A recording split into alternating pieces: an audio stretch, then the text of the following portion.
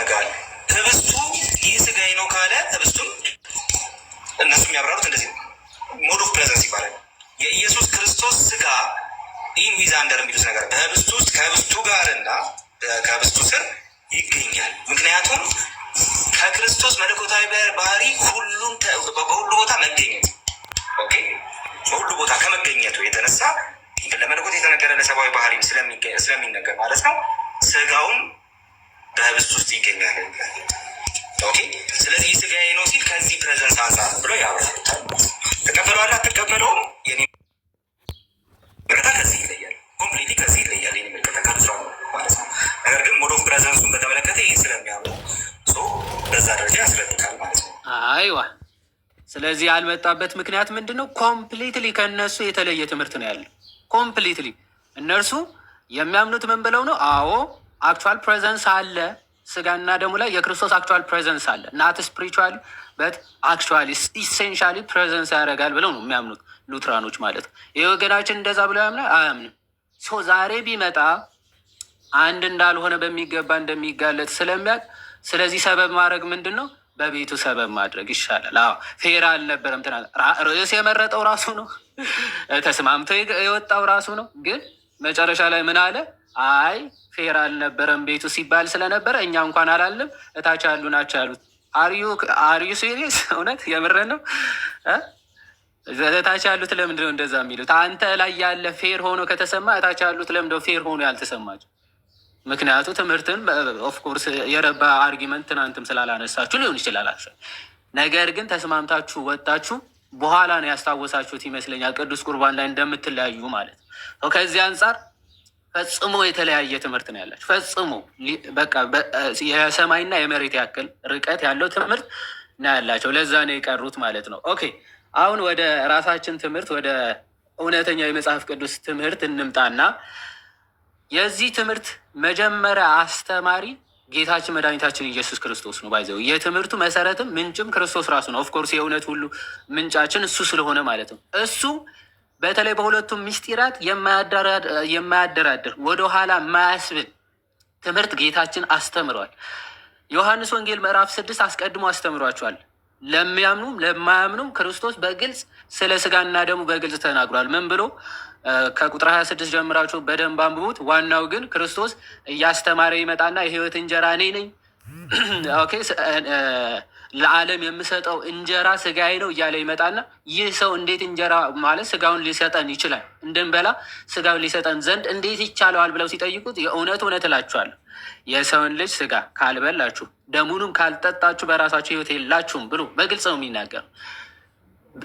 ፎር ዩር ሰርፕራይዝ በጣም ይሄ ክፍል ዮሐንስ ወንጌል ላይ መጻፉ በጣም የሚያስደንቀና የሚገርመን ምንድን ነው? ዮሐንስ በተለምዶ ወይም ደግሞ በአጻጻፉ አይሁዶች ወይም ደግሞ ክርስቶስ ሲናገር የተናገረው ንግግር ምሳሌያዊ ሆነው በተሳሳተ መረዳት ተረድተውት ከሆነ በየትኛውም ክፍል ተመልከቱ የመረዳታቸውን ስህተት አርሞ ወይም ደግሞ እንዲህ ለማለት ፈልጎ ነበር ክርስቶስ ብሎ በብዙ ክፍሎች ወይም ደግሞ በአብዛኞቹ ክፍላቶቹ እንዲህ ብሎ ዮሐንስ ይተረጉማል። ለምሳሌ ዮሐንስ ወንጌል ምዕራፍ 2 ከቁጥር 24 ላይ ስትመለከቱ ምን ብሎ ይናገራል ክርስቶስ? ይህን ቤተ መቅደስ አፍርሱት እኔ በሶስተኛው ቀን አስነሳዋለሁ አለ፣ ተናገረ። እነሱ ሊትራል የተረዱትና የተመለከቱት ስለምን ነበረ? ስለ ሰሎሞን ቤተ መቅደስ 46 ዓመት እኮ የተሰራ እንዴት ነው አንተ በሶስተኛው ቀን የምታስነሳው? ስለዚህ መረዳታችሁ ትክክል አይደለም። ክርስቶስ እየተናገረ ያለው ሊትራሊ ስለ ሰሎሞን ቤተ መቅደስ ነው አይደለም፣ ስለ ሰውነቱ ቤተ መቅደስ ይናገር ነበረ ብሎ ዮሐንስ ተረጎሙ። ስለዚህ የእነሱ መረዳት ትክክል አልነበረም። መረዳታቸው ምን ብሎ ተረጎሙ ዮሐንስ? እሱ ግን ስለ ሰውነቱ ቤተ መቅደስ ይናገር ነበረ አለ። ይህ ብቻ አይደለም። ዮሐንስ ወንጌል ምዕራፍ 7 ከሆዱ የሕይወት ውሃ ምንጭ ይፈልቃል ብሎ ክርስቶስ ተናግሮ ነበር። ይህም ስለ መንፈስ ቅዱስ ይናገር ነበረ ብሎ በግልጽ ይናገራል። ይህ ብቻ አይደለም። ዮሐንስ ወንጌል እዛው ምዕራፍ 12 ተመልክታችሁ ከሆነ ምን ብሎ ይናገራል? ክርስቶስ የሰው ልጅን ከፍ ከፍ ባደረጋችሁት ጊዜ ሁሉንም ወደ ራሱ ይስባል ይላሉ። ከቁጥር 30 ጀምራችሁ ስትመለከቱ ዮሐንስ ምን ማለት ነው? ከፍ ከፍ የሚለውን ሲተረጉም ስለ እንዴት ባለ ሞት እንዴት ባለ ስቅለት ይሰቀል እንዳለው ይናገር ነበረ ብሎ ይተረጉማል። በጣም ብዙ ቦታዎች የአይሁዶች መረዳት ክርስቶስን በተሳሳተ መንገድ ተረድተውት ከሆነ ዮሐንስ ተርጉሙ ይናገራል። እዚህ ክፍል ግን በጣም በሚያስደንቅ ሁኔታ ክርስቶስ የሰውን ልጅ ስጋ ካልበላችሁ ደሙንም ካልጠጣችሁ ሕይወት የላችሁም ብሎ ሲናገር እነሱ ምን ብለው ተረዱ? አረ ሊትራሊ ተረዱት። ሊትራሊ ነው የተረዱት። ከዛ በኋላ ክርስቶስ አረ ሊትራሊ ማለት ወይም ደግሞ እውነትም ስጋዬና ደሜ ብሉ ማለት አይደለም ብሎ ወይም ዮሐንስ አረ እንደዛ ለማለት አልነበረም እምነት ለማለት ፈልጎ ነበር ወይም ደግሞ በእኔን ተከተሉ ለማለት ፈልጎ ነበረ ብሎ ሲተረጉም አንመለከትም። ይልቁንም አጽንቶ ይህንን ካልተቀበላችሁ፣ ይህንን ማትቀበሉ ከሆነ ከእኔ ሄዱ። ደቀ መዛሙርቶቹ 12ቱንም ጭምር ይህንን ማትቀበሉና ማታምኑ ከሆነ ከእኔ ሄዱ ነው የሚላቸው። ክፍሉ እንዲህ ይላል። ዮሐንስ ወንጌል ምዕራፍ 6 ከቁጥር 44 ጀምሮ እንዲህ ይላል። የሕይወት እንጀራ እኔ ነኝ ይላል። አባቶቻችሁ በምድረ በዳ መና በሉ ሞቱም። ሰው ከእርሱ በልቶ እንዳይሞት ከሰማይ አሁን የወረደ እንጀራ ይህ ነው። ከሰማይ የወረደ ሕያው እንጀራ እኔ ነኝ። ሰው ከዚህ እንጀራ ቢበላ ለዘላለም ይኖራል። እኔም ስለ ዓለም ሕይወት የምሰጠው እንጀራ ስጋዬ ነው አለ። አሁን ክርስቶስ ምን ብሎ እየተናገረ ነው? ይኸው ከሰማይ እስራኤላውያን ወይም ደግሞ ከግብፅ ባርነት ሲወጡ ሙሴ እስራኤላውያንን ከሰማይ መናን አውርዶ መግቧቸው ነበር። ያ መና ግን ሕይወት የዘላለም ሕይወትን የሚሰጥ አልነበረም። ምክንያቱ ያንን መና በልተው ሞተዋል። የሰው ልጅ ለሚሰጣችሁ መብል እሱ በልቶ ሰው የማይሞትበት እንጀራ እኔ እሰጣችኋለሁ ይልና ለዓለም የምሰጠው እንጀራ ስለ ዓለም ሕይወት የምሰጠው እንጀራ ስጋዬ ነው አለ። ዘንድ ቀጥሎ ምን አለ? እንዲህ ብሎ ሲናገር እንግዲህ አይሁድ ምን ብለው ተረዱ? ይህ ሰው ስጋውን ልንበላ ይሰጠን ዘንድ እንዴት ይችላል ብለው እርስ በርሳቸው ተከራከሩ ይላል። አሁን አይሁዶች ክርስቶስ ስጋዬ እሰጣችኋለሁ እርሱን ትበላላችሁ ሕይወት ይሰጣችኋል ብሎ ሲናገር ቀጥታ ተረዱት አይደለም። ዘንድ ክርስቶስ ትክክል እንደዛ እያለ ባይሆን ኖሮ ምንድን ነው ማለት ያለበት? ኧረ ስጋ ያልኩት እኮ እምነት ማለት ነው፣ ስጋ ማለት እኮ ተከተሉ ማለት ነው ነበረ ማለት የነበረበት። ክርስቶስ ግን ምንድነው የሚላቸው? ስለዚህ ኢየሱስ እንዲህ አላቸው። ምን አላቸው? እውነት እውነት እላችኋለሁ የሰውን ልጅ ስጋ ካልበላችሁ ደሙንም ካልጠጣችሁ በራሳችሁ ሕይወት የላችሁም ማለት አስረግጠው የሚነግራችሁ። በቃ ስጋውን ካልበላችሁ ደሙንም ካልጠጣችሁ በራሳችሁ ሕይወት የላችሁም ማለት። ቀጠለ። ስጋዬን የሚበላ ደሜንም የሚጠጣ የዘላለም ሕይወት አለው፣ እኔም በመጨረሻው ቀን አስነሳዋለሁ። እና አውግስቲን እነ ሄራኔስ በሚገባ ይናገሩታል። ክርስቶስ በዛ ቅዱሱ ጠረጴዛ ላይ የራሱ ስጋና ደም ሰጥቷቸዋል።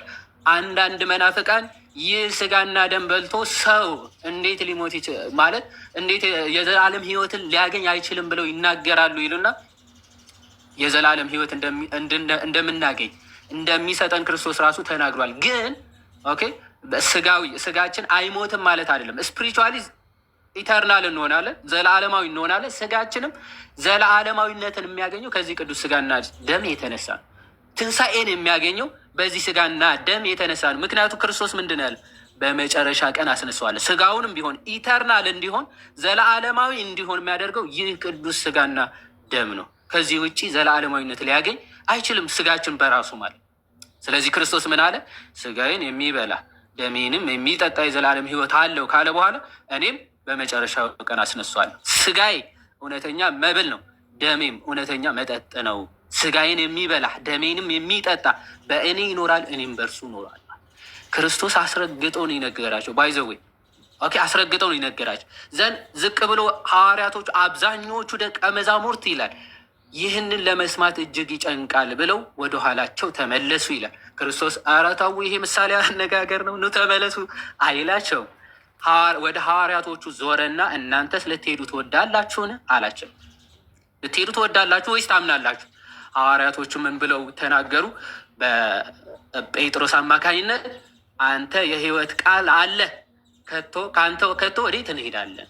በቃ እኛ ክርስቲያኖች ነን፣ ለሐዋርያት ተከታዮች ነን ስንል ሐዋርያዊ እምነት ይዘናል ስንል ክርስቶስ ይህ ስጋዬ ነው ይህ ደሜ ነው ብላ ጠጣ የዘላለም ሕይወት ይሰጣል ሲል፣ አዎ ክርስቶስ አንተ የሕይወት ቃል ነው የምትናገረው ሁሉ እውነት ነው፣ አሜን ብለን እንቀበላለን ብለን እንደ ሐዋርያቶች እንቀበላለን። ከአንተ ወዴት እንሄዳለን? አንተ ያልከውን ሁሉ እውነት ነው ብለን እንቀበላለን ብለን እንመሰክራለን ክርስቲያኖች። ስለዚህ ሐዋርያቶች ይሄን ትምህርት ሰበከላቸው፣ ተቀበሉ። ስለዚህ ማቴዎስ 26 ላይ ሄደና እውነተኛ ስጋውና ደሙ እንዴት ነው የሚሰጣቸው? ማቴዎስ ወንጌል ምዕራፍ 26 ከቁጥር 26 ጀምሮ እንመለከታል። ምን ይላል? ሲበሉም ኢየሱስ እንጀራን አንስቶ ባረከ፣ ቆርሶም ለደቀ መዛሙርቱ ሰጠና እንካችሁ ብሉ፣ ይህ ስጋዬ ነው አለ ይላል። አሁን ስጋዬ የሚበላ ደሜን የሚጠጣ የዘላለም ሕይወት አለው ብሎ አሰብኳቸዋል፣ አስተምሯቸዋል። ሐዋርያቶቹ ልክ ስጋዬ ይህ ነው ብለው ሲሰጣቸው እንዴት ሊሆን ይችላል አይሉም። አስቀድሞ አስተምሯቸዋል፣ ትምህርቱ ተቀብለዋል። አሁን ሚስጢሩ የሚቀበሉበት ሰዓት ደርሷል። አሜን ብሎ መቀበል ብቻ ነው በዚህ ሰዓት። ስለዚህ ሐዋርያቶቹ ምን አለ? እንጀራን አነሳ፣ ባረከ፣ ኦኬ፣ ቆረሰ፣ ለደቀ መዛሙርቱ ላመኑት ለተከተሉት ምን ብሎ ሰጣቸው? ይህ ስጋዬ ነው እንካችሁ ብሉ አለ ይላል። ሐዋርያቶች በዚህ ሰዓት ምንድን ነው የሚሉት? በልባቸው ምንድን ነው የሚሉት? ምን ብለው ነው የሚቀበሉት? እውነት የአንተ ስጋ ነው እያሉ ነው የሚቀበሉት ወይስ አይ ስጋ እንዴት ሊሆን ይችላል ነው የሚሉት? ቅዱስ አምብሮስ ኦፍ ሚላን ምን ብሎ ይናገራል? ሐዋርያቶቹ ይህን ስብከት ከሰበካቸው በኋላ በማቴዎስ ወንጌል ምዕራፍ 26 ይህ ስጋዬ ነው ብለው ሲሰጣቸው ከዛ በኋላ አፋቸው የተከፈተው አሜን የአንተ ስጋ ነው ለማለት ብቻ ነው ነው የሚለው። አዎ አሜን የአንተ ስጋ ነው ብለው ነው የሚቀበሉት። ማለት ስጋዬ ነው ሲል ክርስቶስን አይ አይደለም ብለህ ልትቃወመው በጭራሽ አይቻልም። ቀጥሎ 27 ጽዋንም አንስቶ አመስግኖም ሰጣቸው፣ እንዲህም አለ። ምን አለ? ሁላችሁም ከእርሱ ጠጡ አለ። ለምን ነው የሚጠጡት? ምክንያቱ ስለ ብዙዎች ለኃጢአት ይቅርታ የሚፈስ የአዲስ ኪዳን ደሜ ይህ ነው። በአዲስ ኪዳን ለብዙዎች ለኃጢአት ይቅርታ የፈሰሰ ደሜ ይህ ነው። ይህ ነው በቃ ደሜ፣ ለኃጢአት ይቅርታ የፈሰሰው ደሜ ይህ ነው ነው የሚል በቃ ደሙ ነው። ለኃጢአት ይቅርታ የፈሰሰ ደሙ ይህ ነው ብሎ ክርስቶስ ተናግሯል። ስለዚህ ለኃጢአት ይቅርታ እንደተሰጠ የኃጢአት ይቅርታ እንደሚሰጥ ጌታችን አስረግጦ ነው የነገራቸው። ስለ ብዙዎች ለኃጢአት ይቅርታ የሚፈስ የአዲስ ኪዳን ደሜ ስለሆነ ሁላችሁም ከእርሱ ጠጡ ነው የሚለው። ሁላችሁም ከእርሱ ጠጡ። ስለዚህ በግልጽ ክርስቶስ ተናግሮታል ማለት ነው። ያው የአንደኛው ቆሮንቶስ ሐዋርያ ቅዱስ ጳውሎስ ፋሲካችን ክርስቶስ ታርዷል ብለው በግብፃውያን ከባርነት ነፃ ያወጣቸው የአዲስ ኪዳን በግ ክርስቶስ የመስዋዕቱ በግ ክርስቶስ እንደሆነ ፋሲካችን ክርስቶስ ታርዷልና ብሎ ተናግሯል። ይህ ፋሲካችን ታርዷል ካለ በኋላ በአንደኛ ቆሮንቶስ መልእክቱ ምዕራፍ 10 ከቁጥር 17 ላይ ይህ እንጀራ ይህ ቅዱስ ምስጢር ምን አይነት ጸጋ እንደሚሰጥ ሲናገር ቅድም እንደተናገረው ማለት ነው። የአንድነታችን መሰረት የአንድነታችን ምንጭ ይሄ ነው ስንል መጽሐፍ ቅዱሳዊ መሰረትም ስላለ ምን አለ? አንደኛ ቆሮንቶስ ምዕራፍ 10 ከቁጥር 16 ላይ የምንባርከው የበረከት ጽዋ ከክርስቶስ ደም ጋራ ህብረት ያለው አይደለምን? የምንባርከው ኦኬ፣ ካህናት የሚባርኩት ያ ህብስት ከክርስቶስ ስጋ ጋር ምን ያለው ነው? ህብረት ማለት አንድነት ነው። ባይዘው ዩኒቲ ማለት አንድነት፣ አንድ ነው ማለት ነው። ኦኬ፣ አንድነት ያለው አይደለምን? ነው እንጂ ማለት ነው። ሪቶሪካል ኮስችን መልስ የያዘ ጥያቄ እንዴ! ይሄ በጣም እርግጠኛ ሆነ የምትጠይቀው አይነት ጥያቄ እንዴ! ስጋው የምንባርከው የተባረከው ያ ህብስት ከክርስቶስ ስጋ ጋር አንድነት ያለው አይደለም ወይ? ነው እንጂ ይላል። የምንቆርሰውስ እንጀራ ከክርስቶስ ስጋ ጋር ህብረት ያለው አይደለምን? ነው ይልና አንድ እንጀራ ስለሆነ ሐዋርያ ቅዱስ ጳውሎስ እንግዲህ ክርስቶስ ካረገ በኋላ ይመጣ ሐዋርያ ነው። ግን ያንን ህብስት ያንን እንጀራ ስቲል ይቆርሱታል፣ ይበሉታል። ግን የተለየ እንጀራ አዲስ እንጀራ ነው አይደለም፣ አንድ እንጀራ ነው። በዕለተ ሐሙስ በዕለተ አርብ ከተቆረሰው ስጋ የተለየ ሌላ ስጋ የተለየ ሌላ እንጀራ አይደለም። ስለዚህ አንድ እንጀራ ስለሆነ እኛ ብዙዎች ስንሆን አንድ ስጋ ነን። አንድ ስጋ ነን። እኛ ብዙ አለን። ከሐዋርያቱ ጀምሮ እስከ ዓለም ፍጻሜ ድረስ የሚመጣ በጣም ብዙ ሰው ሊኖር ይችላል። በጣም ብዙ ህዝብ ሊኖር ይችላል። እኛ ብዙዎች ስንሆን ግን አንድ ስጋ ነው ምን ሆነው። ለምንድን ነው አንድ ስጋ ምን ሆነው ማለት? እንዴት ልንሆን እንችላለን? ምክንያቱም እዚህ ሁላችን ያን አንዱን እንጀራ እንካፈላለን። በቃ አንዱን እንጀራ ስለምንካፈል ብዙ ስንሆን ስንት ነን? አንድ ስጋ እንሆናለን ይላል።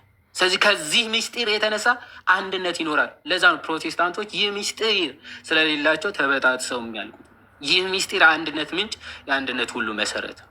ስለዚህ ሁላችንም ብዙ ስንሆን ግን አንድ ስጋ ነን ይላል። ምክንያቱም ያንን አንዱን እንጀራ ምን እንላለን? እንካፈላለን።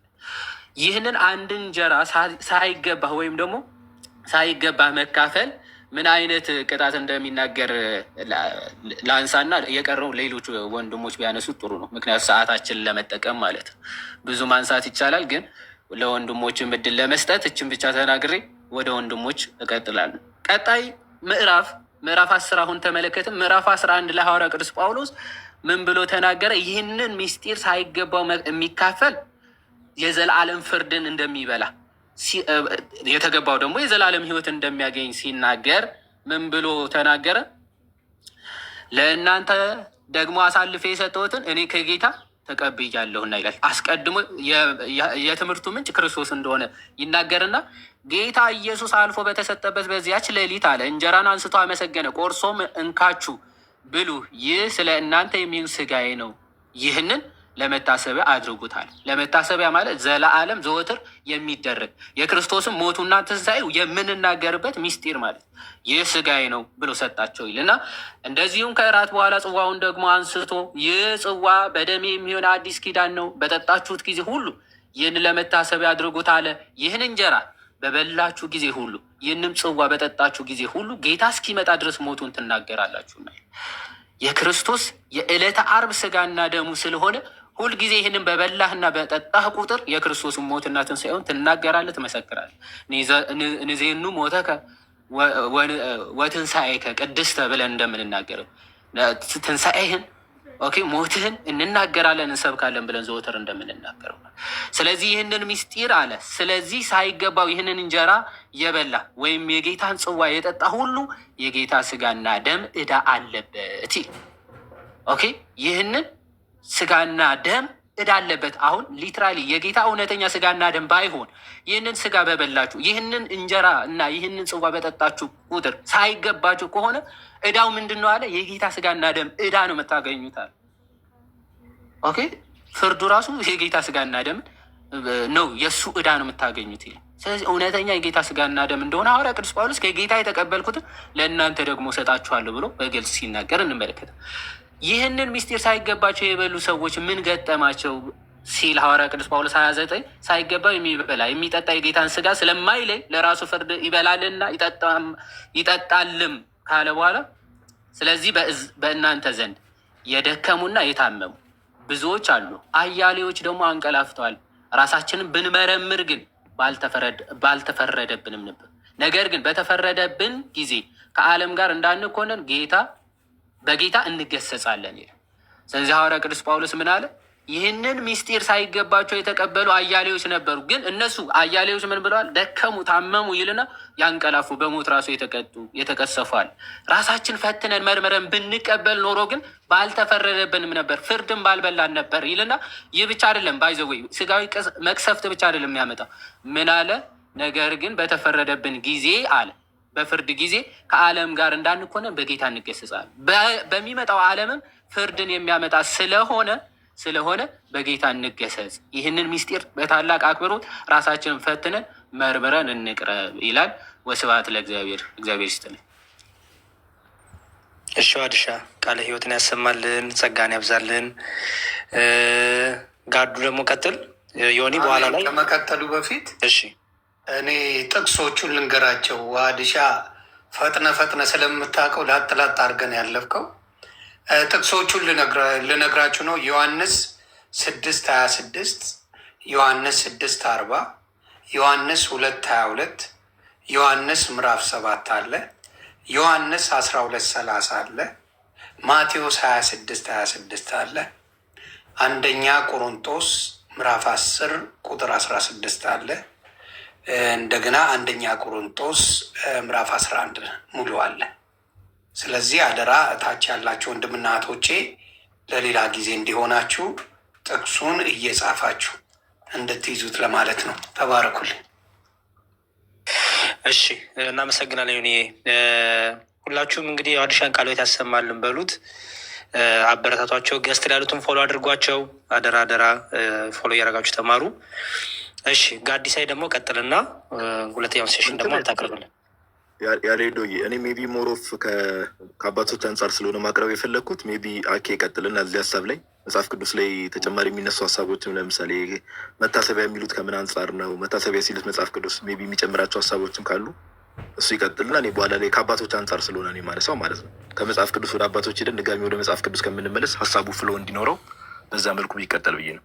በጣም ጥሩ። እሺ እንደዛ ከሆነ ያው መምህር ብሩክ ታላቃችንም ስለሆኑ መምህር ብሩክ እና ቀጥሎ አኬ ደግሞ ልት ታላቃችን ስለሆነ እንደሱ እናደርጋለን ማለት ነው። አንተንም አለ ልደትም ኦልሬዲ ተዘጋጁት እዚህ ጉዳይ ላይ የተዘጋጁት እና እና መምህር ብሩኪን እነሱ ይቀጥሉና እኛ ቀስ ብለን እንሄድበታለን ወደ መጨረሻ አካባቢ ኖርማል። አንተ መቅደም ትችላለህ። ፋይል መጨረሻ ላይ ያለ ቤት ነኝ ይቆያሉ። ብዙ ኖሪስ ቀጥል። ልደት አብሮ ተያይዞ ሄድ ጥሩ ነው። ቀጥል፣ ችግር የለም። ብሩክ እሺ ቆይ እኔ ያለው በቃ ችግር የለውም። መከባበራችሁን እውነት እግዚአብሔር ያክብርን ሁላችሁንም። የቤተክርስቲያን ልጅነት ይሄ ነው እና ለዛ ነው። ስለዚህ እንደዚህ እና ልደትሻ ስለተዘጋጀ ልደት ፕሬዘንት አድርግልን። ከዛ መምህር ብሩክ ይቀጥላሉ። ከዛ አኬዋ ይቀጥላል። ከዛም የሚዲያ ቆመኩ ሀሳብ ካለ ይጨምርና እኔ ምንም ጨምረው ነገር እኔ ዛሬ መማር ነው የምፈልገው። ስለዚህ እኔ አስተባብራለሁ፣ እናንተ ታስተምራላችሁ። ልደትሻ ቀጥል። ኦኬ እኔ እንኳን ብዙ ኦኬ አኬን አስቀምጦ ራሱ ማውራት ይከብዳል በዚህ ርዕስ ለመናገር ሞር መጨረሻ ላይ ብናገር ደስ ይለኝ ነበረ። ትንሽ ደቂቃ 2-3 ደቂቃ ብቻ ልናገር። በዋነኝነት አሁን የውሃዴ ቃሉ የታሰማንን ቆንጆ ሀሳብ ነው ያቀረበው እና በጣም ጥሩ ፍሬ ሀሳቦችን አንስቷል። እንግዲህ ቅዱስ ቁርባን እንደምናውቀው በጣም እጅግ መሰረታዊ የሆነ ትምህርት ነው እና ፕሮቴስታንቱ በአብዛኛው የሳቱበት ነገር ምንድን ነው? መታሰቢያ ነው። ከመታሰቢያ የዘለለ ነገር የለውም የሚል ሀሳብ ነው የሚያነሱት እና እውነት ክርስቶስ ኢየሱስ ስጋውን በቀጥታ መታሰቢያ ብሎታል ወይ? እንደዛ ያለበት የመጽሐፍ ቅዱስ አስተምሮ አናገኝም። ግን ይህንን ለመታሰቢያ ያድርጉት ብሎ ሲናገር መታሰቢያ ብሎ የሚያነሳው ስጋውን ነው ወይንስ ምንድን ነው? እሱ የሚጠቀመው ቃል የሚለውን ነገር ለማንሳት ቆሮንቶስ ላይ ያለውን ሀሳብ ልናገርና እኔ ቆሮንቶስ ላይ ዮሐዴ ተናግሮታል። ምዕራፍ 11 ላይ ያለውን ሀሳብ ልናገር። እኔ ከ20 እንዲህ ይላል ከአንያ ቆሮንቶስ ምዕራፍ 11 ቁጥር 23 ላይ አንያ ቆሮንቶስ ምዕራፍ 11 ቁጥር 23 ላይ ለእናንተ ደግሞ አሳልፌ የሰጠሁትን እኔ ከጌታ ተቀብዬዋለሁ። እችን ቃል ሳልናገር አላልፍም። አሁን ጳውሎስ ከጌታ ከእጁ ተቀብሏል ወይ? ይህን ሚስጥር በሰዓቱ 12ቱ ሐዋርያት በተሰበሰቡ ሰዓት ላይ ሐዋርያትን ሰብስቦ ጌታ ኢየሱስ ክርስቶስ በዚያች ምሽት ማለት ነው ማቴዎስ 26 ላይ አብሮ ከሐዋርያት ጋር ተካፍሏል ወይ? ለምንድን ነው እንደዚህ ብሎ እንዲናገር ያደረገው? ቀላል ቃል አይደለም። በነገራችን ላይ ከጌታ ተቀብዬዋለሁ ነው ያለው። ይህንን የተናገረበት ዋነኛ ነገሩ እንግዲህ ጳውሎስ በቤተ ክርስቲያን ውስጥ አካል አይደለም። ከቤተ ክርስቲያን የተቀበለውን ይህንን ነገር ከጌታ ተቀብሎታል።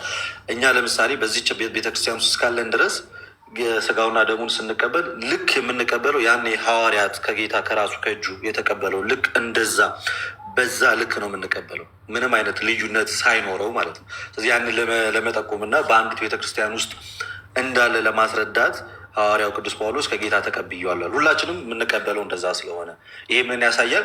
በጌታ ቤተክርስቲያን ውስጥ ያለን መሆናችንን የሚያሳይ ነው። ዮሐንስ አፈወርቅ ይህን ክፍል ላይ እንደዛ ብሎ ያብራረዋል እና ቀጠል ብሎ ጌታ ኢየሱስ አልፎ በተሰጠባት በዚያች ሌሊት እንጀራን አንስቶ አመሰገነ፣ ቆርሶም እንካችሁ ብሉ፣ ይህ ስለ እናንተ የሚሆን ስጋዬ ነው፣ ይህንን ለመታሰቢያ አድርጉት አለ። ከማቴዎስ ወንጌል ውጪ ሉቃስ እና ማርቆስ መታሰቢያ የሚሉትን ቃል ይጠቀማሉ። ቀጥሎ ደግሞ ሐዋርያው ጳውሎስ በመልእክቱ ለመታሰቢያ አድርጉት አለ። ቀጠል አለና እንደዚሁም ከእራት በኋላ ጽዋን ደግሞ አንስቶ ይህ ጽዋ በደሜ የሚሆን አዲስ ኪዳን ነው፣ በጠጣችሁት ጊዜ ሁሉ ይህንን ለመታሰቢያ ያደርጉት አለ። ከመጀመሪያው ቃል እነሳ ጌታ ኢየሱስ አልፎ በተሰጠባት በዚያች ሌሊት እንጀራን አንስቶ አመሰገነ፣ ቆርሶ እንካችሁ ብሎ ይህ የስጋዬ መታሰቢያ ነው አላለም ሐዋርያው ጳውሎስ። አሁን ሚስ የምንደራረገው እዚህ ጋር ምንድን ነው ያለው? ጌታ የተጠቀማት ቃል ይህ ስለ እናንተ የሚሆን የስጋዬ መታሰቢያ ሳይሆን ስጋዬ ነው ብሎ ቃል በቃል ጠርቶታል። ያንን እንጀራውን ካመሰገነ በኋላ በቀጥታ ይሄ ያውን በእጁ የያዘውን ጌታ ኢየሱስ ያንን ህብስቱን አንስቶ ይሄ መታሰቢያዬ ነው ወይንም የስጋዬ መታሰቢያ ነው ብሎ ሳይሆን የጠራው በቀጥታ ሊትራሊ ይሄ ምን ነው አለ፣ ስጋዬ ነው። ከዚህ ተነሰን ጌታ ኢየሱስ ክርስቶስ ስጋዬ ነው ብሎ ከጠራው ያ የክርስቶስ ስጋ ነው እንላለን። ከዚያም የተነሳ የክርስቶስ ስጋ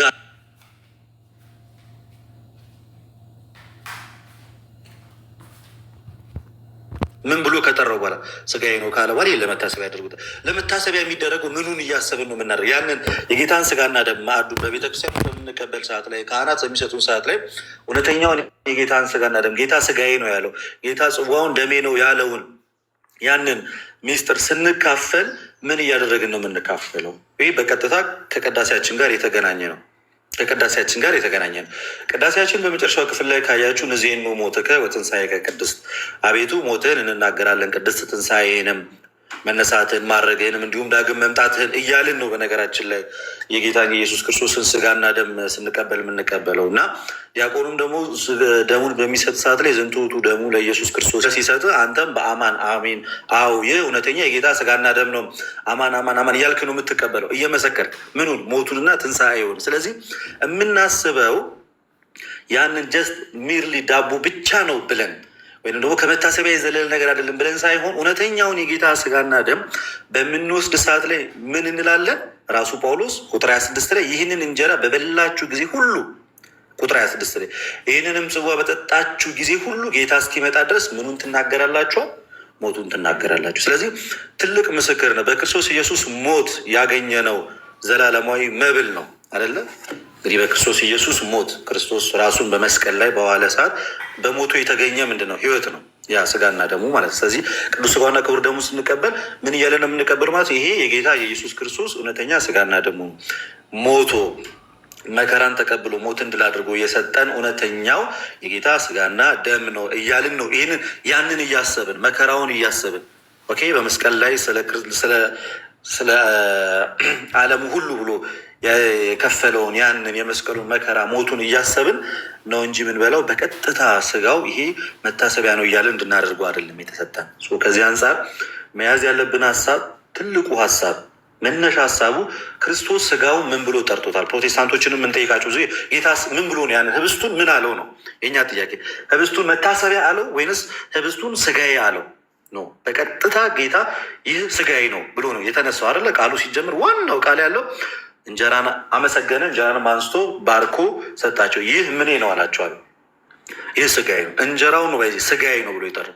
ስለዚህ ክርስቶስ ስጋውን እንጀራዬ ነው ብሎ ከጠራ እኛም ደግሞ ይሄ የክርስቶስ ቅዱስ ስጋ ነው ብለን እንቀበለው። ህብስቱን ወይኑንም ይህ ደሜ ነው ብሎ ከጠራ እኛም ምን ብለን እንቀበል? ደሙ ነው ብለን እንቀበላለን። ግን ስጋውና ደሙ ስንቀበል ምኑን እያሰብን መታሰቢያ የሚሆነው ምኑ ነው ማለት ነው? ሞቱን እየተናገርን መከራውን እያሰብን ስቃዩን እያሰብን ምን እንለዋለን ማለት ነው? ጳውሎስ እንደተናገረ ሞቱን ትናገራላችሁ ስላለ ቁጥር 26 ላይ ያንን እየተናገርን የጌታን ስጋና ደም እንቀበላለን። ስለዚህ መታሰቢያ የሚለው ቀጥታ ስጋው መታሰቢያ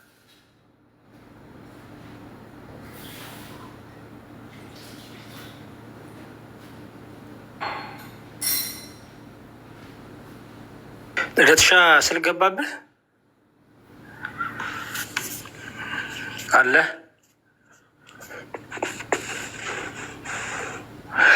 እሺ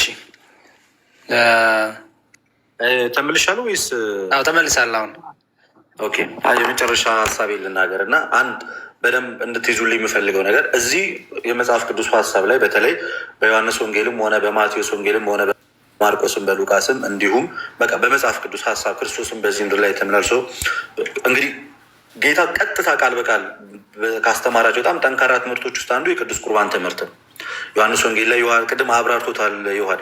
ኢቨን ሐዋርያቶቹ እንኳን ማለት በቀጥታ ካርናል በሆነ ማይንድ ሲረዱት፣ በጣም ካርናል በሆነ ማይንድ እንኳን ሲረዱት የስጋዊ በሆነ አስተሳሰብ እሱ እያወራ የነበረው ስለ ሰማያዊ ነገር ነው። እነሱ በምድራዊ ነገር ሲያስቡትና እንዴት ስጋውን ልንበላ እንችላለን እንኳን ብለው ሲናገሩ ክርስቶስ ኢየሱስ ሲገስጻቸው እንመለከታለን። ስለዚህ በዚህ ልክ በግልጽ የተሰጠ ትምህርት ነው እና ክርስቶስ ከህብስቱ ሌላ ስጋዬ ብሎ የጠራው ምንም ነገር የለም መጽሐፍ ቅዱስ ላይ።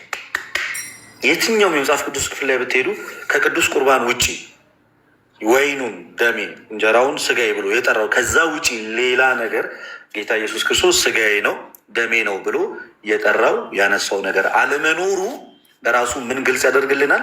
ያ መታሰቢያ ብቻ የሆነ ሳይሆን እውነተኛ የጌታ ስጋና ደም ነው። እሱ ራሱ በቃሉ ስጋዬ ነው ብሎ የጠራውን አንተ የስጋህ መታሰቢያ ነው ልትለው አትችልም። መጽሐፍ ቅዱስ ላይ የትም ቦታ ላይ የስጋዬ መታሰቢያ ነው ተብሎም አልተነገረም። የቆየኝ ወንድሞች ሞር ሀሳቡ ላይ ያነሱበታል። የቤቱ ላይ ቢሆን ብዙ እናገር ነበር። ይሄ ሁሉ ሰው ስላለ ከዚህ በላይ መሄድ አልችልም። ዜና ያክብርልኝ። እሺ ልደትዬ እግዚአብሔር ይስጥልን፣ ቃል ታሰማልን። ዮኒ ጥቅስ ትደግማለህ እንደ ቅድሙ? አይ ብዙ ጥቅሶች አላመጡ። ያየሁት ሉቃስ 22:26 ላይ ነበረ ሞር ፎከስ አድርጎ ሲናገር የነበረው። ኦኬ። እና መታሰቢያ የሚለውን ያብራራው። በኋላ ደግሞ ሌሎችም ይጨምሩበታል ብዬ አስባለሁ። በኋላ ጥያቄዎችም እንዲሁም እያስገባን እንቀበላለን። የሚጠይቁን ካሉ በዚሁ ትምህርት ዙሪያ ከፕሮቴስታንት ገብቶ የሚጠይቀን ካለ በቅዱስ ቁርባን ዙሪያም በደስታ እንመልሳለን። እሺ አኬዋ አንድ ቁጥር ጻፍ ከተመቸ የምትመለስ ከሆነ። መምህር ብሩክ አሉ አይደል? አለው ያሬድ አለው። እሺ ሰው ደግሞ ጥቂት አስተምሩ። መልካም ወንድሞች፣ ቃለ ሕይወት ያሰማልን። በጣም ጥሩ መሰረታዊ ነገር ነው የነገራችሁን። ያልተባሉትን የተባሉትን አልደግምም። ምናልባትም ማጠናከሪያ ሊሆኑ የሚችሉ ነጥቦችን ነው አሁን ማነሳው። በመሰረታዊነት ትልቁ ችግር አንደኛ በዚህኛው በኩል ያሉ ወገኖቻችን ኢቨን ኃጢአትን የሚመለከቱበት መንገድ ሌጋሊስቲክ የሆነ መንገድ ነው የሚያዩት። ኃጢአትን ጉዳዩን ከፍርድ ጋር ብቻ፣ ከቅጣት ጋር ብቻ፣ ከኩነኔ ጋር ብቻ ነው የሚመለከቱት። ነገር ግን መጽሐፍ ቅዱስ እንደሚያስተምረን ኃጢአትን እንደውም በአብዛኛው በክርስቶስ ትምህርትም ቢሆን ከሕመም ጋር ነው የሚያገናኘው።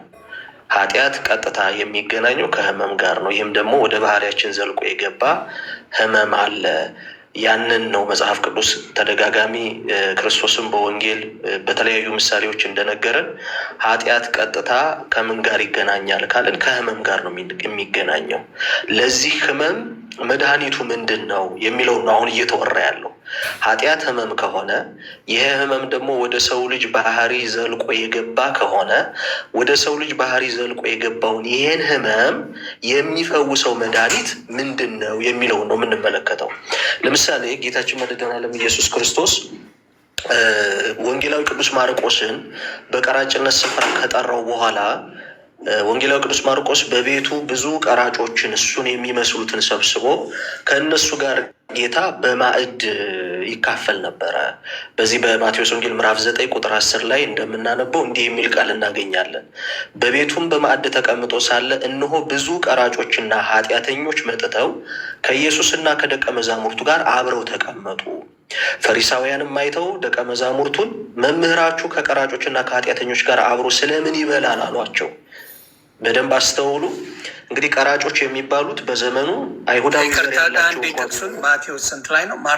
የማቴዎስ ወንጌል ምዕራፍ 9 ቁጥር 10 ማቴዎስ 9 ምዕራፍ 10 ከ10 እስከ 13 ያለውን ነው አሁንም አነበው። ይህንን በደንብ እንድትረዱት ምንድን ነው ኃጢአት ሕመም ነው። ይሄ ሕመም ደግሞ ወደ ሰው ልጅ ባህሪ ዘልቆ የገባ ስለሆነ ይሄ ሕመም አይዲያሊ አይደለም የሚፈወሰው። ስለዚህ ወደ ባህሪያችን ዘልቆ የሚገባ መፈወስ የሚችል ከኛ ጋር ሊዋሃድ የሚችል መድኃኒት ያስፈልጋል።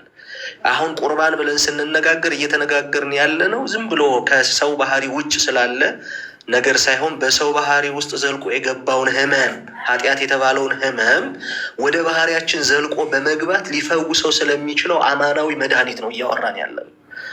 ስለዚህ ጌታችን ምን አለ? እንግዲህ ቀራጮች እንደምታውቁት በመጽሐፍ ቅዱስ ትምህርት አይሁዳዊ ዘር እንኳ ያላቸው ቢሆኑም በጊዜው የፍልስጤምን ምድር የሮም መንግስት ቅኝ ስለገዛ በሮም መንግስት ስር ውስጥ ሆኖ ታክስ ኮሌክተር ማለት ቀራጭ ማለት ታክስ ኮሌክተር ግብር ሰብሳቢ ነው።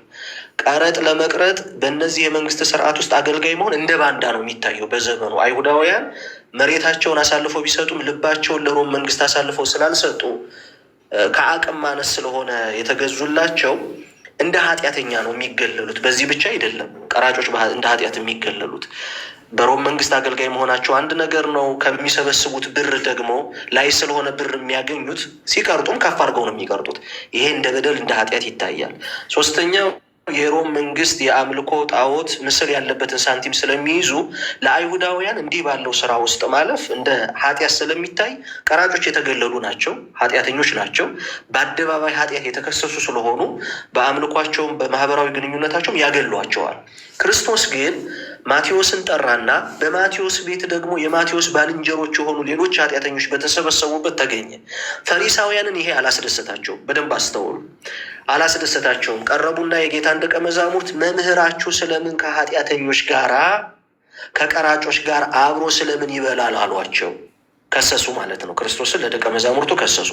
እኔ አሁን እንድታስተውሉት የምፈልገው ክርስቶስ የመለሰውን መልስ ነው። በደንብ እንድናስተውለው የምፈልገው ኢየሱስም ሰምቶ ሕመምተኞች እንጂ ባለጤናዎች ባለመድኃኒት አያስፈልጋቸውም። በደንብ አስተውሉ። ሕመምተኞች እነዚህ ሕመምተኞች የተባሉት ቀድሞ ምኖኞች ተብሎ ተጠርተዋል? ኃጢአተኞች ተብሎ ተጠርተዋል። ይሄ ሕመም ምንድን ነው ማለት ነው? ኃጢአት ነው። ወደ ባህሪያችን ዘልቆ የገባው ኃጢአት፣ እግዚአብሔርን ማጣት፣ ይሄ ከአዳም ውድቀት የተነሳ በእኛ ባህሪ ውስጥ የሰለጠነው ጉስቁልና፣ ድቀተ ባህሪ፣ ያ ሕመም ተብሎ ተጠርቷል። ክርስቶስ ታዲያ ምን አለ? ራሱን ምን ብሎ ጠራ ካልን ባለመድኃኒት። በደንብ አስተውሉ፣ ተመልከቱ። አሁን ኢየሱስም ሰምቶ ነው የሚለው ሕመምተኞች እንጂ ባለጤናዎች ባለመድኃኒት አያስፈልጋቸውም። ኦኬ፣ ኃጢአተኞቹ ሕመምተኞቹ ናቸው። ይሄ ሕመም የራስ ፍልጠት፣ የሆድ ቁርጠት አይደለም። የምን ሕመም ነው? የኃጢአት ሕመም ነው። ታዲያ ክርስቶስ ምን እያለ ነው በዚህ ምሳሌ ውስጥ ካልን የታመሙ ናቸው በኃጢአታቸው፣ ከሌላው የተሻለ ኃጢአታቸውን ያመኑ እስከሆነ ድረስ እኔ ለእነዚህ ሰዎች አስፈልጋለሁ ብሎ ራሱን በሁለት መንገድ ነው የገለጸው። አንደኛ ባለመድኃኒት። በደንብ አስተውሉ። ባለመድኃኒት ነው፣ መድኃኒት ነው። ባለመድኃኒት ማለት ሐኪም ማለት ነው። ግን ደግሞ ይህ ሐኪም የሚለየው ከሱ ውጭ ያለ መድኃኒት የሚሰጥ ሐኪም አይደለም። መድኃኒት አድርጎ የሰጠው ምኑን ነው ካልን ራሱን ነው መድኃኒት አድርጎ የሰጠው። ክርስቶስ ኃጢአት ሕመም ለሆነባቸው ሰዎች ራሱን ባለመድኃኒት ራሱን መድኃኒት አድርጎ አቅርቧል። ለዚህ ነው ምን አለ? ደግሜ ያነበዋለሁኝ። ኢየሱስም ሰምቶ ሕመምተኞች እንጂ ባለጤናዎች ባለመድኃኒት አያስፈልጋቸውም ማለት። ባለመድኃኒቱ እርሱ ነው፣ መድኃኒቱም እርሱ ነው። ይሄ መድኃኒት ምንድን ነው ካልን ቁርባን፣ የጌታችን ስጋና ደም ነው። በደንብ ይህንን ወደ ኦሪት ዘፍጥረት ምዕራፍ 3 ላይ ሄደን የሰው ልጅ እንዲበላ የተፈቀደለትን ትቶ እንዳይበላ የተከለከለውን ዕፀ በለስን በመብላቱ የተነሳ ተመልከቱ፣ እንዲበላ የተፈቀደለትን ትቶ እንዳይበላ የተከለከለውን በመብላቱ የተነሳ ኃጢአትን ሰርቷል። ኃጢአትን ተከትሎ ደግሞ በባህሪ ውስጥ ዘልቆ የገባ ሕመም አጋጥሞታል። ከሱ የተገኙት ሁሉ ጤነኛ ካልሆነው ከአዳም የተገኙ ስለሆኑ ሕመምተኞች ናቸው ሁሉም የሰው ልጆች። ይሄ ሕመም ደግሞ አፋዊ አይደለም፣ ውጫዊ አይደለም፣ ውሳጣዊ፣ ወደ ሕሊና ውስጥ ዘልቆ የገባ ወደ ባህሪያችን ዘልቆ የገባ ሞት ነው። ስለዚህ ከባህሪያችን ጋር የተቆራኘውን ይህንን ሕመም በመብላት ነው የመጣብን። በደንብ አስተውሉት። ይሄ ሕመም የገጠመን በመብላት የተነሳ ነው። ይሄ ደግሞ የበላነው ነገር ከበላነው እጽ ሳይሆን ከበላንበት አለማመንና ካለመታዘዛችን የተነሳ የመጣ ነው። ክርስቶስ በነገራችን ላይ አሁንም ቢሆን እኛን ያዳነበት መንገድ በመብል የጠፋነውን በመብል ነው ያዳነን። እንዲሁም የሶርያው ፀሐይ ቅዱስ ኤፍሬም ሲናገር የሐሙስ ውዳሴ ማርያም ላይ በምንጸልየው ጸሎት ላይ ከዕፀ ሕይወት እንበላ ዘንድ ተከለከልን ይላል። ዕፀ ሕይወት የሚለው በገነት ውስጥ ካሉ ዛፎች መካከል የሰው ልጅ እግዚአብሔርን ባለመበደል ጸንቶ ቢኖር ራሱን አድሶ የሚኖርበት ወደ ዘላለም ሕይወትና መንግስት የሚሸጋገርበት ዛፍ ነው ዕፀ ሕይወት። ነገር ግን የሰው ልጅ ያንን መብላት እንዳይችል ተከልክሏል። ኦሪት ዘፍጥረት ምዕራፍ 3 ስታነቡ እግዚአብሔር የገነትን ዛፍ የሕይወትን ዛፍ እንዳይበላ ከገነት አስወጥቶታል። በገነት በር ደግሞ መላእክትን አጥር ቅጥር አድርጎ አቁሞበታል። ለምን? ዕፀ ሕይወትን እንዳይበላ። በዛ ሁኔታ ውስጥ ዕፀ ሕይወትን ቢበላ ኑሮ የማይድን ድዊ፣ የማይፈወስ ህሙም፣ ሕይወት የሌለው ሙት ሆኖ ለዘላለም ይኖር ነበር። ክርስቶስ ያንን ከለከለው። በኋላ ሌስ ምን አደረገ? ወደ ባህሪያችን ዘልቆ የገባውን ይህንን ህመም ሊፈውስ የሚችል መድኃኒት ሆነ። ለዚህ ነው የሶርያው ፀሐይ ሲናገር በእንተ ሔዋን ታጽሖ ተገነት ወበማርያም ድንግል ተርወለነ ዳግመ ከፈለነ ንብላ ዕፀ ሕይወት። ተመልከቱ፣ ከዕፀ ሕይወት እንዳንበላ ተከለከልን። ክርስቶስ ግን ራሱ የህይወት እጽ ሆኖ የህይወት መብል ሆኖ መጣ። እሱም ደግሞ አለ ስጋና ደሙ ነው። ዝውእቱ ስጋሁ ለክርስቶስ ወደሙ ክቡር። ይሄ ደግሞ ዕፀ ሕይወት የምንለው የህይወት መብል መፈወሻ መድኃኒት የምንለው የክርስቶስ ስጋው የክርስቶስ ደሙ ነው። በደንብ አስተውሉ ይሄንን። ስለዚህ ለዚህ ነው ቅዱስ አግናጢዎስ የሁለተኛው ክፍለ ዘመን ከሐዋርያት ተከታዮች ተለዋና ሐዋርያት ከምንላቸው አባቶች መካከል አንዱ የሆነው ሜዲሲን ኦፍ ሲን ወይንም ደግሞ ሜዲሲን ኦፍ ኢሞርታሊቲ ነው የሚለው ቁርባንን። በነገራችን ላይ ሰዎች የዘላለም ሕይወት ለማግኘት በባህሪያቸው ዘልቆ የገባውን ሞት የሚገሉበት መድኃኒት ምን? የጌታችን ስጋና ደም። ስለዚህ ቁርባን ስንል እያወራን ያለ ነው በባህሪያችን ዘልቆ የገባውን ሕመምና ሞት የምናወጣበት በአማን የሆነውን ዕፀ ሕይወት ክርስቶስን መብላት መጠጣትን ነው እያወራን ያለ ነው። ይሄ በደንብ ሊስተዋል ይገባል። ሌላው አብረን የምንይዘው ያልተቀበሉት ሰዎች ያልተቀበሉበት ምክንያት ምንድን ነው ካልን ከአለማመን ጋር ይገናኛል። ከአለማመን ጋር ይገናኛል። ቀደም ወንድሞች እንዳሉት የጌታን ትምህርት አዎ ብለው ይቀበሉታል፣ አሜን ብለው ይቀበሉታል እንጂ እንዴት ብለው አይሞግቱትም። ክርስቶስ ነው የተናገረው፣ ትምህርቱ የክርስቶስ ነው። ስለዚህ እንዴት ብለን አንሞግተውም። ግን ይሄን ሊቀበሉ የሚችሉት ምን አይነት እምነት ያላቸው ናቸው? በአማን ቃል ስጋ ሆነ ብለው ማመን የሚችሉ ሰዎች። ተመልከቱ፣ ይህ ህብስት የክርስቶስ ስጋ ነው፣ ይህ ወይን የክርስቶስ ደም ነው ማለት የሚችሉት ክርስቶስ በእውነት ስጋን ተዋህዷል፣ ከስጋችን ስጋ ከነፍሳችን ነስቶ ረቂቅ የሆነው አምላክ እርሱ በግዘፍ ባህሪያችን ተገልጧል ብለው ማመን የቻሉ አንድ። ሁለተኛ ምን ማመን የቻሉ ናቸው ካልን እንዴት ነው ህብስቱ ስጋ ክርስቶስ የሚሆነው ወይኑ ደመ ክርስቶስ የሚሆነው እንዴት ነው ብለው ጥያቄ ያለባቸው አካላት የክርስቶስን ማንነት ያልተረዱ ወይንም እሱን ያላመኑ ናቸው። ይሄ ምክንያቱም እንዴት ካልን በማየ ቃና ተገንቶ ውሃውን ወደ ወይን የቀየረው ማን ነው? ክርስቶስ ውሃን ወደ ወይን መለወጥ ከቻለ ወይኑን ወደ ደሙ ህብስቱን ወደ ስጋው መለወጥ የማይችለው ለምንድን ነው? ይህን እንጠይቃለን። ምክንያቱም የዮሐንስ ወንጌል ምዕራፍ 2 ላይ በማየ ቃና ተገንቶ ክርስቶስ ውሃውን ወደ ምን ቀይሯል? ወደ ወይን ቀይሯል። እኛ ያመንነው ይሄ ውሃውን ወደ ወይን የቀየረውን ክርስቶስን ነው። እርሱ በአማን ልክ እንደዚህው ወይኑን ወደ ደሙ ህብስቱን ወደ ስጋው ይለውጠዋል። ከጥንት አበው መካከል አንዱ የሆነው የደማስቆ ዮሐንስ እኮ በዘመኑ የነበሩ ሰዎች በጣም ይከብድባቸው ነበር። ወይኑ እንዴት ነው ደሙ የሚሆነው? ህብስቱ እንዴት ነው ስጋ የሚሆነው? የሚለውን ጥያቄ ሲያነሱ አንድ ጥያቄ ጠይቋቸዋል። እኛ አሁን እዚህ ያለነው ሁላችንም በአካላችን አሁን የያዝነው ማንነት የጠጣነው ደም እየሆነ የበላነው ስጋ እየሆነ ነው አይደል? እዚህ የደረስነው። ይህንን ደግሞ የጠጣነው ደም የሚሆንበት ሲስተም የበላነው ስጋ የሚሆንበትን ሲስተም እግዚአብሔር ነው በእኛ አካላዊ ማንነት ላይ የፈጠረው የሰራው። እንዲህ ከሆነ የበላነው ስጋ እየሆነ የጠጣነው ደም እየሆነ ከሆነ እኛ እያልን ያለ ነው በአካላዊ ማንነታችን ይሄንን በእኛ ሁኔታ የሚያከናውነው እግዚአብሔር ነው። ምስጢራቱን የሚያከናውናቸው ህብስቱን ስጋ ያደርጋል፣ ወይኑን ደሙ ያደርጋል የምንለው ጌታ ነው። የጠጣነውን ደም የበላነውን ስጋ እያደረገ ያለው እኛን እዚህ የደረስንበትን ይህንን አካላዊ ማንነት የፈጠረው የሰራው።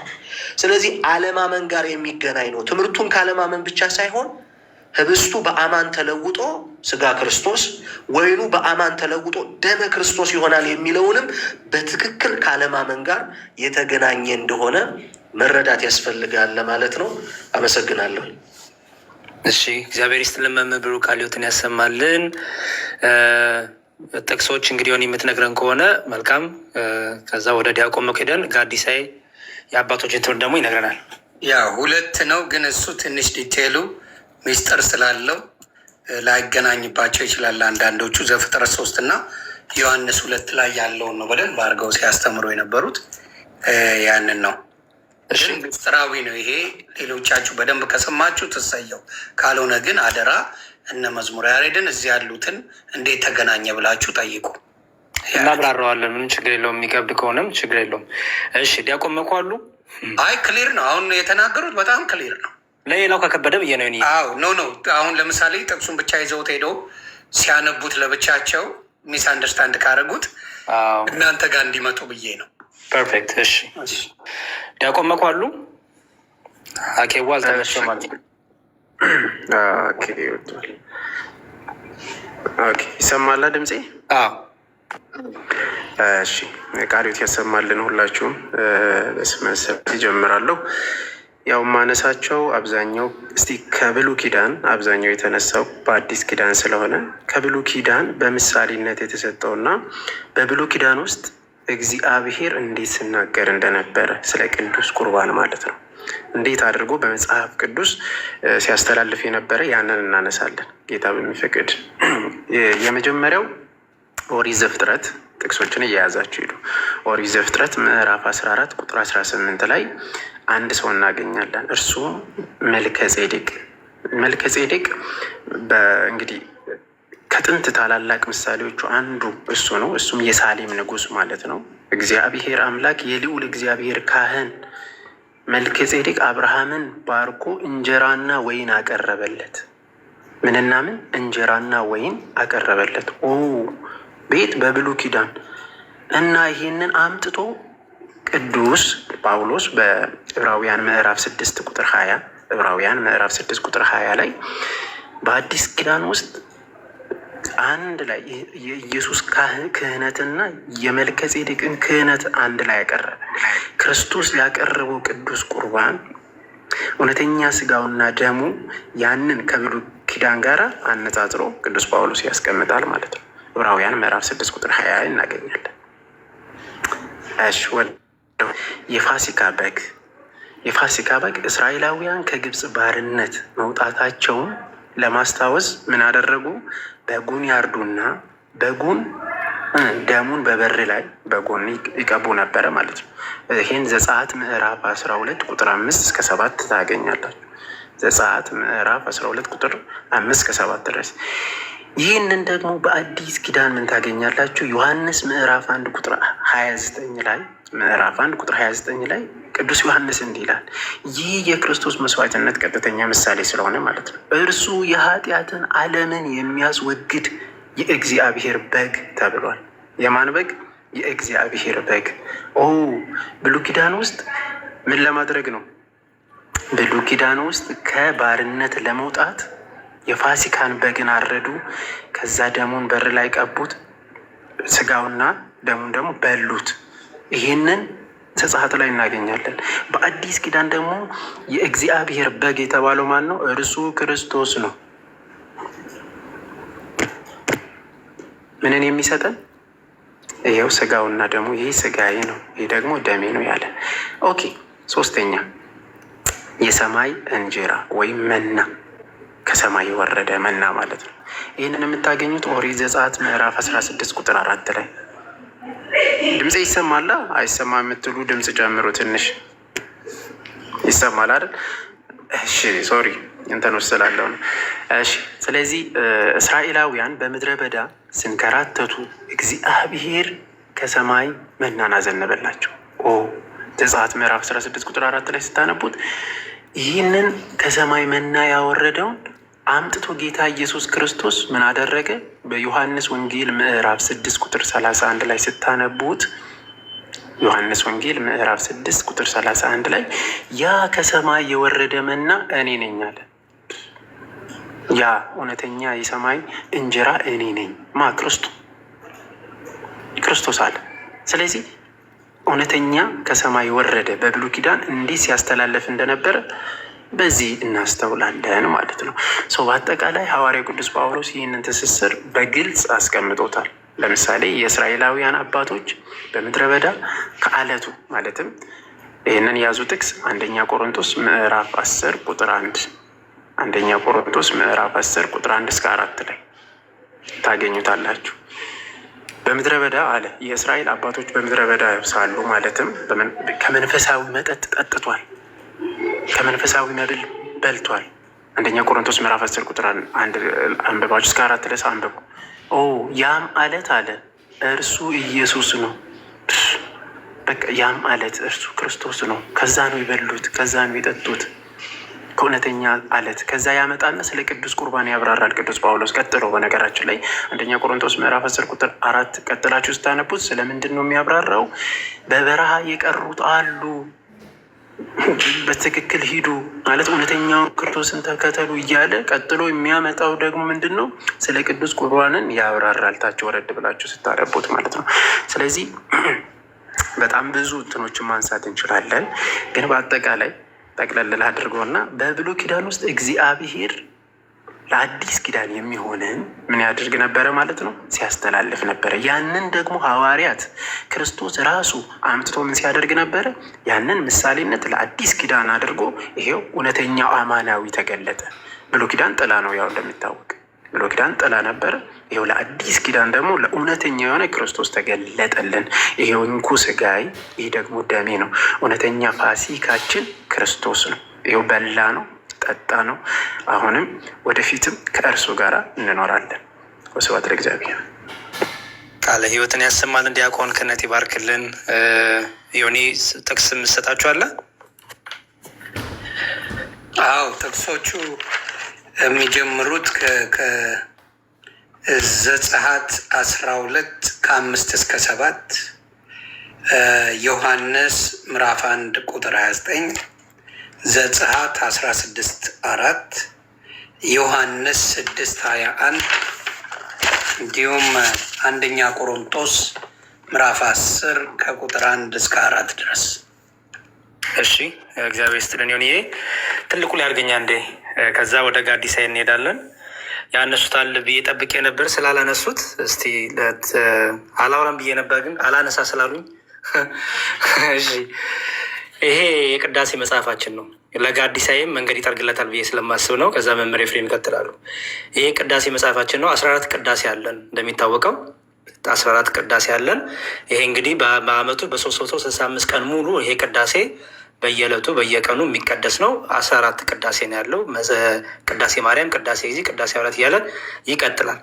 የቅዳሴ ሐዋርያት ላይ በጣም ደስ የሚል ስለ ቅዱስ ቁርባን የቅዱስ ቁርባን ጸሎት አለ እና እሱን አንዴ ላሳያቸውና እስቲ ምን ብለን ነው የምንጸልየው? ዕለት ዕለት የምንጸልየው ቤተክርስቲያን ቅዱስ ቁርባን ቅዳሴ ላይ ቅዳሴያችን ላይ ትልቁ የጸሎታችን የአምልኳችን ክፍል ቅዳሴ ነው። የክርስቶስ ክቡር ሥጋ ክቡር ደሙ የሚፈተተው የሚዘጋጀውን በቅዳሴ ጸሎት ብቻ ነው። ስለዚህ ትልቁ የጸሎታችን ነው። ምን ብለን ነው እስቲ ህዝቡ የሚመሰክረው? እኛ ዕለት ዕለት የምንቀደሰው ምን እያል ነው የሚለው? እሺ ምን ይላል ካህኑ? በእርሱ ያመኑትን ሕሙማንን ታሞ ያድን ዘንድ እጆቹን ለሕማም ዘረጋ። ሞትን ይሽር ዘንድ የሰይጣንን ማሰሪያ ይቆርጥ ዘንድ ሲኦልንም ይረቅጥ ዘንድ ቅዱሳን ይመራ ዘንድ ስርዓትን ይሰራ ዘንድ ትንሣኤውንም ይገልጽ ዘንድ ለሕማም ተሰጠ ሲል ዲያቆኑ አንስኡ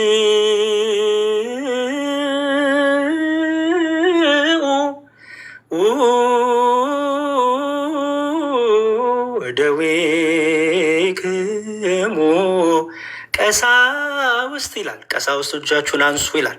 ከዛ ካሁንም ይላል እርሱም በያዙበት በዛች ሌሊት ነውር በሌለባቸው ንጹሐት ክቡራት ብፁዓት በሚሆኑ እጆቹ ህብስቱን አንስቶ ያዘ። ከዛ ህዝቡም ብሎ ይመልሳል ነአምን ከመ ዝንቱ ውእቱ በአማን ነአምን፣ ይህ እንደሆነ በእውነት እናምናለን ይላል ህዝቡ። ካህን ወደ አንተ ወደ አባቱ ወደ ሰማይ ቀና ብሎ አመሰገነ፣ ባረከ፣ ቆረሰ፣ ለወገኖቹ ለደቀ መዛሙርቱ ሰጣቸው። ንሱ ብሉ፣ ይህ ህብስት ለኃጢአት ማስተሰሪያ ሊሆን ስለ እናንተ የሚፈተት ሥጋዬ ነው አላቸው። አሜን አሜን አሜን አሜን ነአምን ወነተአምን ንሴብሐከ ኦ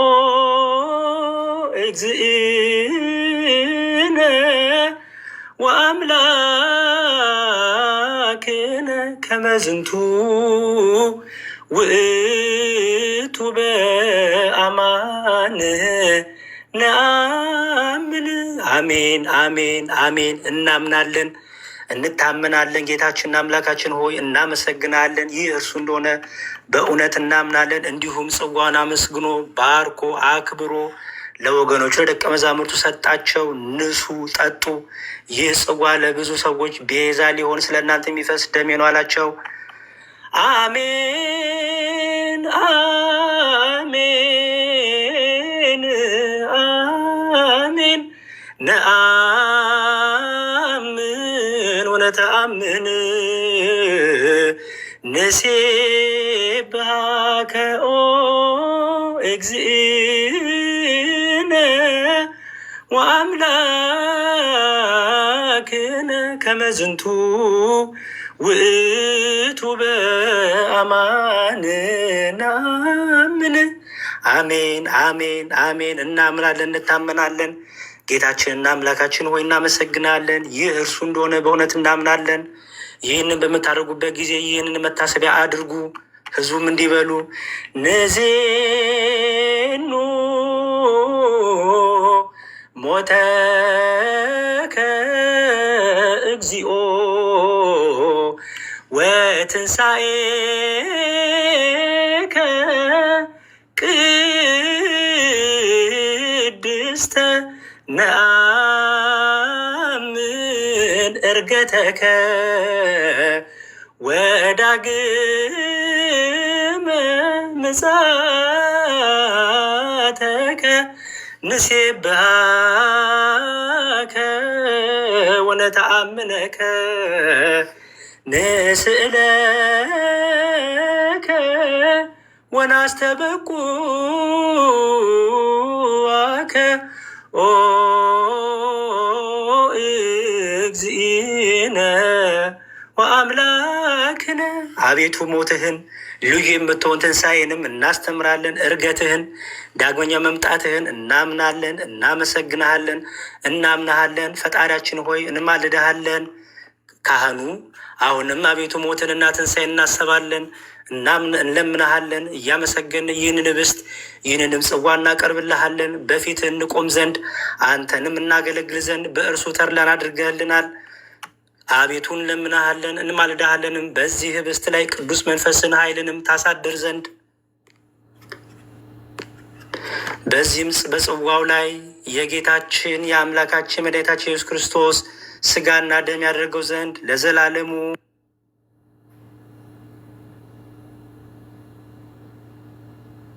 በጣም ይቅርታ ወንድማችን ያሬዶን የውላችሁ ምን አረጉት? ቫዮሌት አድርጓል። ሀራስመንት እና ቡሊ ብሎ ሪፖርት አድርገውታል። የሚገርም ነው። እግዚአብሔር እንግዲህ እንደዚህ አይነት ሀራስመንት እና ቡሊ ካያችሁ it is very sad። ይህንን የመሰለ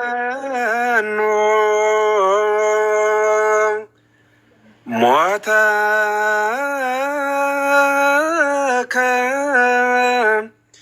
እግዚኦ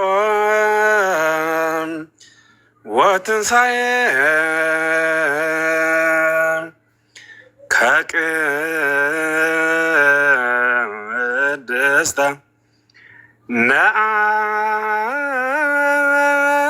ነአምን ዕርገተከ ወዳግመ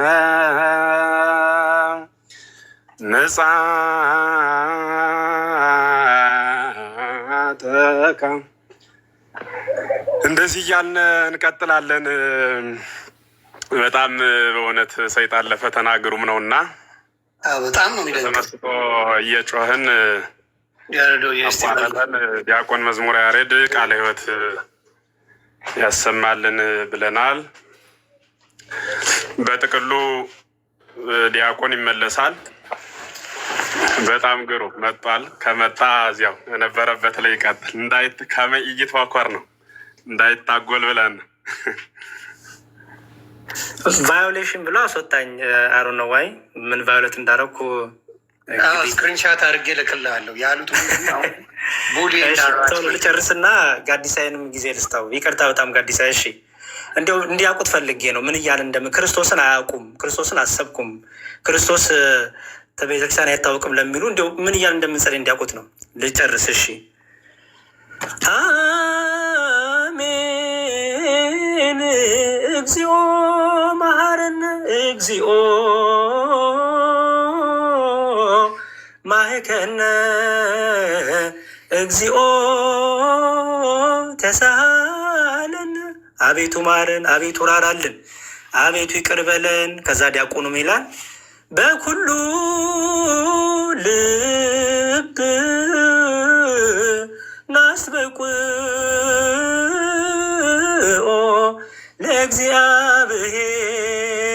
ለእግዚአብሔር አምላክነ ህብረተ መንፈስ ቅዱስ ናየ ከመ ይጸግወነ። በፍጹም ልብ ፈጣሪያችን እግዚአብሔርን እንማልደው ያማረ መንፈስ ቅዱስ ይሰጠን ዘንድ። ህዝቡም አንድ ላይ ይላል በከመ ሀሎ ህልወ ወይሄሉ ለትውልድ ለትውልደ ትውልድ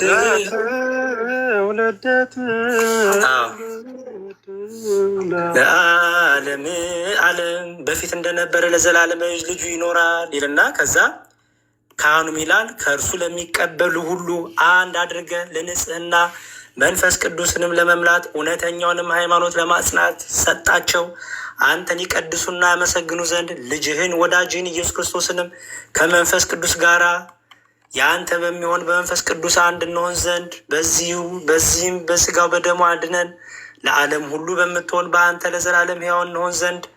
ብሩክ ስሙ ለእግዚአብሔር፣ ስሙ ምስጉን ነው። በእግዚአብሔር ስም የሚመጣው ምስጉን ነው። ጌትነቱ ይመሰገን ይሁን። የመንፈስ ቅዱስ ጸጋ ላክልን። ከዛ ከዲያቆኑ ተንሱ ለጸሎት ይላል። ህዝቡ እግዚኦ ተሳለን ይላል። ካህኑ ሰላም ለኩልኩም ይላል። ህዝቡ ስለ መንፈስክ ይላል። ከዛም ለመጨረሻ ላይ ዳግመኛም ሁሉን የሚይዝ የጌታችን የመድኃኒታችን የኢየሱስ ክርስቶስ አባት እግዚአብሔርን እንማልዳለን በቅዱስ ሚስጥር በበረከት እንቀበል ዘንድ እንዲሰጠን ለእኛ መጽናናትን ይሰጠን ዘንድ ከእኛ ወገን ማንም አያጎሳቁል የክርስቶስን ስጋና ደም የሚሆን ቅዱስ ሚስጥርን መቀበልን ለሚቀበሉ ሁሉ ተርላ አድርግላቸው እንጂ ይኸውም ሁሉን የሚይዝ አምላካችን እግዚአብሔር ነው። ጸልዩ ይላል ዲያቆኑ። በዚህ መልኩ ቅዳሴያችን ላይ እንግዲህ ስጋው ደሙ እየተፈተተ ሀበነ እየተባለ ያው አሁን ሰዓቱ እንዳልወስድ ነው እንጂ ይሄ ሁሉ እየተዘመ የሚባል ህዝቡ የተቀበለው ሀበነ ነበር እየተባለ ካህኑ እየፈተተ ስጋው ደሙን የመፈተ ጸሎት የቅዱስ ቁርባን ጸሎታችን። ይሄ ደግሞ ቅዳሴ ሐዋርያትን ብቻ ነው ያሳዩት። ሌላውን 13ቱን ቅዳሴም በዚሁ መልኩ የክርስቶስ ስጋና ደም ካህኑ ሲፈትት ህዝቡ እየመለሰ ለክርስቶስ ክቡር ስጋ ክቡር ደም ያለንን እውነተኛ መሆኑን ስጋና ደሙ እየመሰከርን በጸሎት እያደረግን በንስሐ ሆነን ይህንን በቅዳሴያችን እንዘጋጃለን ስጋው ደሙን ለመቀበል ማለት ነው። ይሄ ካለዘምኩ ይቅርታ፣ እግዚአብሔር ይስጥልኝ። ጋዲሳ ይቀጥል። አረ ልዩ ነበረ። እኛ ቸርች ያለን የመሰለን እውነት ለመናገር እንትን ልናገር ሪፖርት እየተደረገ ነው እያንዳንዳቸው ሰው ላይ። አሁን ልደት ላይም ራሱ በሪፖርት ነው የወረደው። እያንዳንዱ ላይ ሪፖርት እየተደረገ ነው። ኦርቶዶክሳውያን ኮፒሊንግ በማድረግ ተባበሩ። እሺ ጋይዝ፣ ኮፒሊንግ በማድረግ ሁላችሁ ኮፒሊንግ በማድረግ ቤቱን በኮፒሊንግ ላይ ያወጡት። 50 ሺህ ያስገቡት ኮፒሊንጉን። ቀጥለው። እሺ ጋዲሳ ይቀጥልልን። ከዛ መምህር ኤፍሬም ይቀጥላሉ። ከዛ እንግዲህ እስካሁን በተነሳው ላይ እንግዲህ ዮኒም ጠይቅ ካለ ሌሎችም ፕሮቴስታንቶች ጠይቅ ካላቸው እናስገባለን። ከዛ በፊት ግን ያልተነሳ ሀሳብ ካለ በዛ መልኩ እንጠቀላለን ማለት ነው። ጋዲሳ ይቀጥል። እሺ ሰላም ብያለሁ ሁላችሁንም። ሰላም ክርስቶስ ከኔም ከእናንተም ጋር ይሁን። ዮኒ ሰላም ብያለሁ። ገስት ላይ ያላችሁ ወንድሞች ዲያቆናት ሁላችሁንም ሰላም ብያለሁ። ያው እንግዲህ ያሬዶ በዚህ መልክ በዜማ እንደዚህ ከተናገረ በኋላ እኔም በዜማ እንድናገር እንዳልጠብቁኝ። የኔ ድምፅ ትንሽ ይኸው ደምረውንም አስወጥተውታል። ሪፖርት በጣም እየበዛ ነው። ቤተሰብ አንዴ ኮፒ ሊንክ እናድርግ። አንዴ ታብታብ አድርጉት በደንብ፣ ላይቡን ሼርም አድርጉት በደንብ ሁላችሁ። የሚገርም ነው። ምን አሁን ስለሌላ ሃይማኖት አልተነሳ፣ ስለምን አልተነሳ። የተነሳው እንግዲህ ስለ ቁርባን ነው። ቤተክርስቲያን የምታስተምረውን ነገር እያስተማሩ ነው። በዚህ ነገር ላይ በጣም ተበሳጭተዋል። እውነቱ እየወጣ ስለሆነ በጣም ስለሚናደዱ እናንተ ደግሞ ይሄንን ኮፒ ሊንክ በማድረግ ብታደርጉ መልካም ነው እላለሁ። በጣም ነው የገረመኝ። ከትላንት ጀምሮ ይሄ ነገር አለ። ምንም የማይገናኝ ነገር ነው። ሪፖርት ሀራስመንት እያሉ ነው። ሁሌንድ ሀራስመንት እያሉ ነው እያደረጉ ያሉት በሚደንቅ ሁኔታ። እና እባካችሁ ኮፒ ሊንክ እያደረጋችሁ አንዴ አደራ እውነቱን ይወቅ፣ ህዝቡ እውነቱን ይወቅ። ይሄ ነው፣ ሌላ ምንም አላማ የለም። ኦርቶዶክስ የምታስተምረው ክርስትናን ክርስቶስ እንደሆነ እንድታውቁ። ይኸው ደምረውንም አስወጥተውታል። ተባረኩልኝ። ሁሉም ላይ ነው ሪፖርት እያደረጉ ያሉት። አደራ። እሺ ጋዲሳዬ ፎሎ አልተደራረግንም። ፎሎ ላድርገህ። ፎሎ ስቻለሁ። ፎሎ ባክ አደርጋለሁ። ተባረክ። ቀጥሉ። እሺ በመጀመሪያ ደረጃ እንደው ጀስ ለመግቢያ ያክል አሁን እንደዚህ አባቶችን ትምህርት ከማንሳቴ በፊት ዮኒ ትናንት አንድ የተናገርከው ነገር ነበረ። ትዝ የሚልህ ከሆነ መጨረሻ ላይ እንደውም ምን ብለህ ነበር? የትናንቱ ውይይት ካለቀ በኋላ እኔን እንደውም እንዳትጠይቁኝ ብለህ ነበር። ሁላ በቃ እኔ ሀሳብ እንድሰጥ አታድርጉኝ ብለህ ነበር። አዎ በደንብ አስታውሳለሁ። እና ምክንያቱም ይህን ነገር እንደሚመጣ ቀድሜ ያውቅ ነበር። ኤግዛክትሊ እና ዮኒ ጥያቄ አትጠይቁኝ ራሱ ያለው ምንድን ነው? በቃ በተቻለ መጠን ሙሉ ለሙሉ ፍትሃዊ ፌር እና አንባያዝድ መሆን ስለፈለገ እንዳትጠይቁኝ ጥያቄ፣ በቃ እኔ ዝም ብዬ መስማት የምፈልገው። ከዛ አዳማጩ ደግሞ ግራና ቀኙም ብሏል። ያው እንግዲህ ዛሬ ዮኒ ትናንት እንደተናገረው ያው የተወሰነ ማስተዋል ያለው ሰው ለምን ቀሩ የሚለውን ነገር ማንም ሰው አንደርስታንድ ያደርጋል። መቼስ ትናንት አልተወለድንም ሁላችንም። ሁለተኛ አንድ ማወቅ ያለብን ነገር ፕሮቴስታንቱ ዓለም ላይ ለምንድን ነው በዚህ ደረጃ መበጣጠስ የመጣው የሚለውን ነገር ሰው ጥያቄ ሊፈጥርበት ይችላል አይደል? ለምሳሌ በፕሮቴስታንቱ ዓለም ያለው ልዩነት ዓለም ላይ በብዙ ሺህ የሚቆጠሩ ዲኖሚኔሽኖች አሉ። ለምንድን ነው ይሄ መከፋፈልና መለየት የመጣው ከተባለ ማንም ሰው መጽሐፍ ቅዱስን እንደገዛ ፈቃዱ ስለሚተረጉም ነው። ማንም አይከለክልም። በፕሮቴስታንቱ ዓለም ውስጥ በሚገርም ሁኔታ የፈለግከውን ትምህርት ብታምን የፈለግሽውን ትምህርት ብታምኝ ማንም አያወግዝም። አንተም ቸርችን ከፍተህ ትቀጥላለህ። በቃ መንገድን ማንም አያወግዝም። ውግዘት የሚባል ነገር የለም እንዴ። ኢቨን በዚህ በወንጌላውያኑ ካውንስል ውስጥ እኮ እንደምታውቁት በስላሴ የማያምኑ ሰዎች ራሱ ካውንስል ውስጥ ሁላ ህብረት አድርገው ሲቀመጡ እንመለከታለን። እና መጽሐፍ ቅዱስን በገዛ ፈቃዳችን መተርጎም የሚለው ነገር ሰዎችን ወደ ገደል ይመራል። መጽሐፍ ቅዱስን ደግሞ በግል በገዛ ፈቃዳችን መተርጎም የሚለው ነገር ከየት መጣ ከተባለ መጽሐፍ ቅዱስ ብቻ ይለዋል። ለእግዚአብሔር ቃል ነው የምንገዛ ይለዋል። ግን ምን እያሉ ነው? እኛን ለእግዚአብሔር ቃል ነው የምንገዛ ይላሉ። ትክክለኛው ትርጉሙ ግን ምንድነው ከተባለ ለራሴ ትርጉም ነው የምንረዳው፣ የራሴን ትርጉም ነው አክሰፕት ማድረገው እያሉ ነው። ስለዚህ እኛ ኦርቶዶክሳውያን ግን እንደዚህ አይነት እምነት የለንም። መጽሐፍ ቅዱስን እንዴት ነው የምንረዳው? መጽሐፍ ቅዱስ ዛሬ አይደለም ወይ 16ኛ ክፍለ ዘመን ላይ አይደለም ከሰማይ የወረደው። ኦኬ የእግዚአብሔር ቃል የዛሬ 2000 ዓመት ጌታችን ኢየሱስ ክርስቶስ ለሐዋርያት አስተማረ። ከሐዋርያት በኋላ ቤተክርስቲያን ቀጥላለች። ከዛ በኋላ ደግሞ ሐዋርያን አበው የሚባሉ አሉ በቤተክርስቲያን ውስጥ። የማን የሐዋርያት ተማሪ። ኦኬ መጽሐፍ ቅዱሳችን ምን ይላል? በዚህ በይሁዳ መልእክት 1 ምዕራፍ ነው ያለው ቁጥር 4 ላይ ለቅዱሳን አንድ ጊዜ ፈጽሞ ስለተሰጠው ሃይማኖት እንድትጋደሉ እየመከርኳችሁ ይላል። ለማን? ለቅዱሳን ነው ሃይማኖት አንድ ጊዜ ፐርፌክት ሆኖ ፍጹም ሆኖ ተሰጥቷል። ስለዚህ እኔ ከሆነ ለሐዋርያት የተሰጠውን ትምህርት የሆነ ከ1000 ዓመት በኋላ መጥቻ አዲስ ትምህርት ባስተምር እኔ መናፍቅ ነኝ ማለት ነው። የማይታወቅ ትምህርት ባስተምር እኔ መናፍቅ ነኝ። ኦኬ ለዛ ነው በፕሮቴስታንቱ ዓለም ላይ በዚህ ደረጃ መበጣጠስ የመጣው። ኢቨን ዮኒ ይገርምሃል፣ አሁን አይደለም ባይዘዌ የፕሮቴስታንት ሪፎርመሮች ዋናዎቹ ጀማሪዎቹ የምትመለከታቸው እነ ሉተር፣ እነ ኤርሊክ ዝዊንግሊ፣ እነ ጆን ካልቪን እርስ በራስ ሲሰዳደቡ ነበር። የመጀመሪያዎቹ ባይዘዌ ከእግዚአብሔር ያልሆነ ነገር መለያ እሱ ነው። ከእግዚአብሔር ያልሆነ ነገር መንፈስ ቅዱስ የማይመራው ነገር ከስር መሰረቱ ይፈርሳል እርስ በርሱ። መንፈስ ቅዱስ ለምንድን ነው? የአንድነት መንፈስ ስለሆነ። እኛ ግን ክርስቲያኖች ቤተክርስቲያናችን የዛሬ 2000 ዓመት ነበረች። መዝሙረ ያሬድ ዲያቆን መዝሙረ ያሬድ እንዳሳየው ቤተክርስቲያናችን ክርስቶስን የምትሰብክበት መንገድ የሚገርም ነው፣ የሚደንቅ ነው። አባቶች ደግሞ ምን አሉ? አሁን ቅድም ዮኒ የምታስታውስ ከሆነ ታች ያላችሁ ሰዎችም ዮሐንስ ወንጌልን ሲያሳዩ ነበር አይደል? ዮሐንስ ሲጠቅስ ነበረ፣ ሌሎች ወንድሞችም ዮሐንስ ወንጌልን ሲጠቅስ ነበር። ዮሐንስ ወንጌል ላይ ዮሐንስ ምን ለማለት ፈልጎ ነው? ዮሐንስ ምን ለማለት ፈልጎ ነው የሚለውን ከማን ነው የምንማረው? ከዮሐንስ ተማሪ። ዮሐንስ ምን ለማለት ፈልጎ ነው? እዚህ ክፍል ላይ ለምሳሌ ዮሐንስ ወንጌል ምዕራፍ 6 ላይ ሌሎች የዮሐንስ ወንጌል ምዕራፎች ላይ ዮሐንስ ምን ማስተላለፍ ፈልጎ ነው የሚለውን ከማን ነው የምንማረው? ከቅዱስ ዮሐንስ ወንጌላዊ ተማሪ ነው የምንማረው።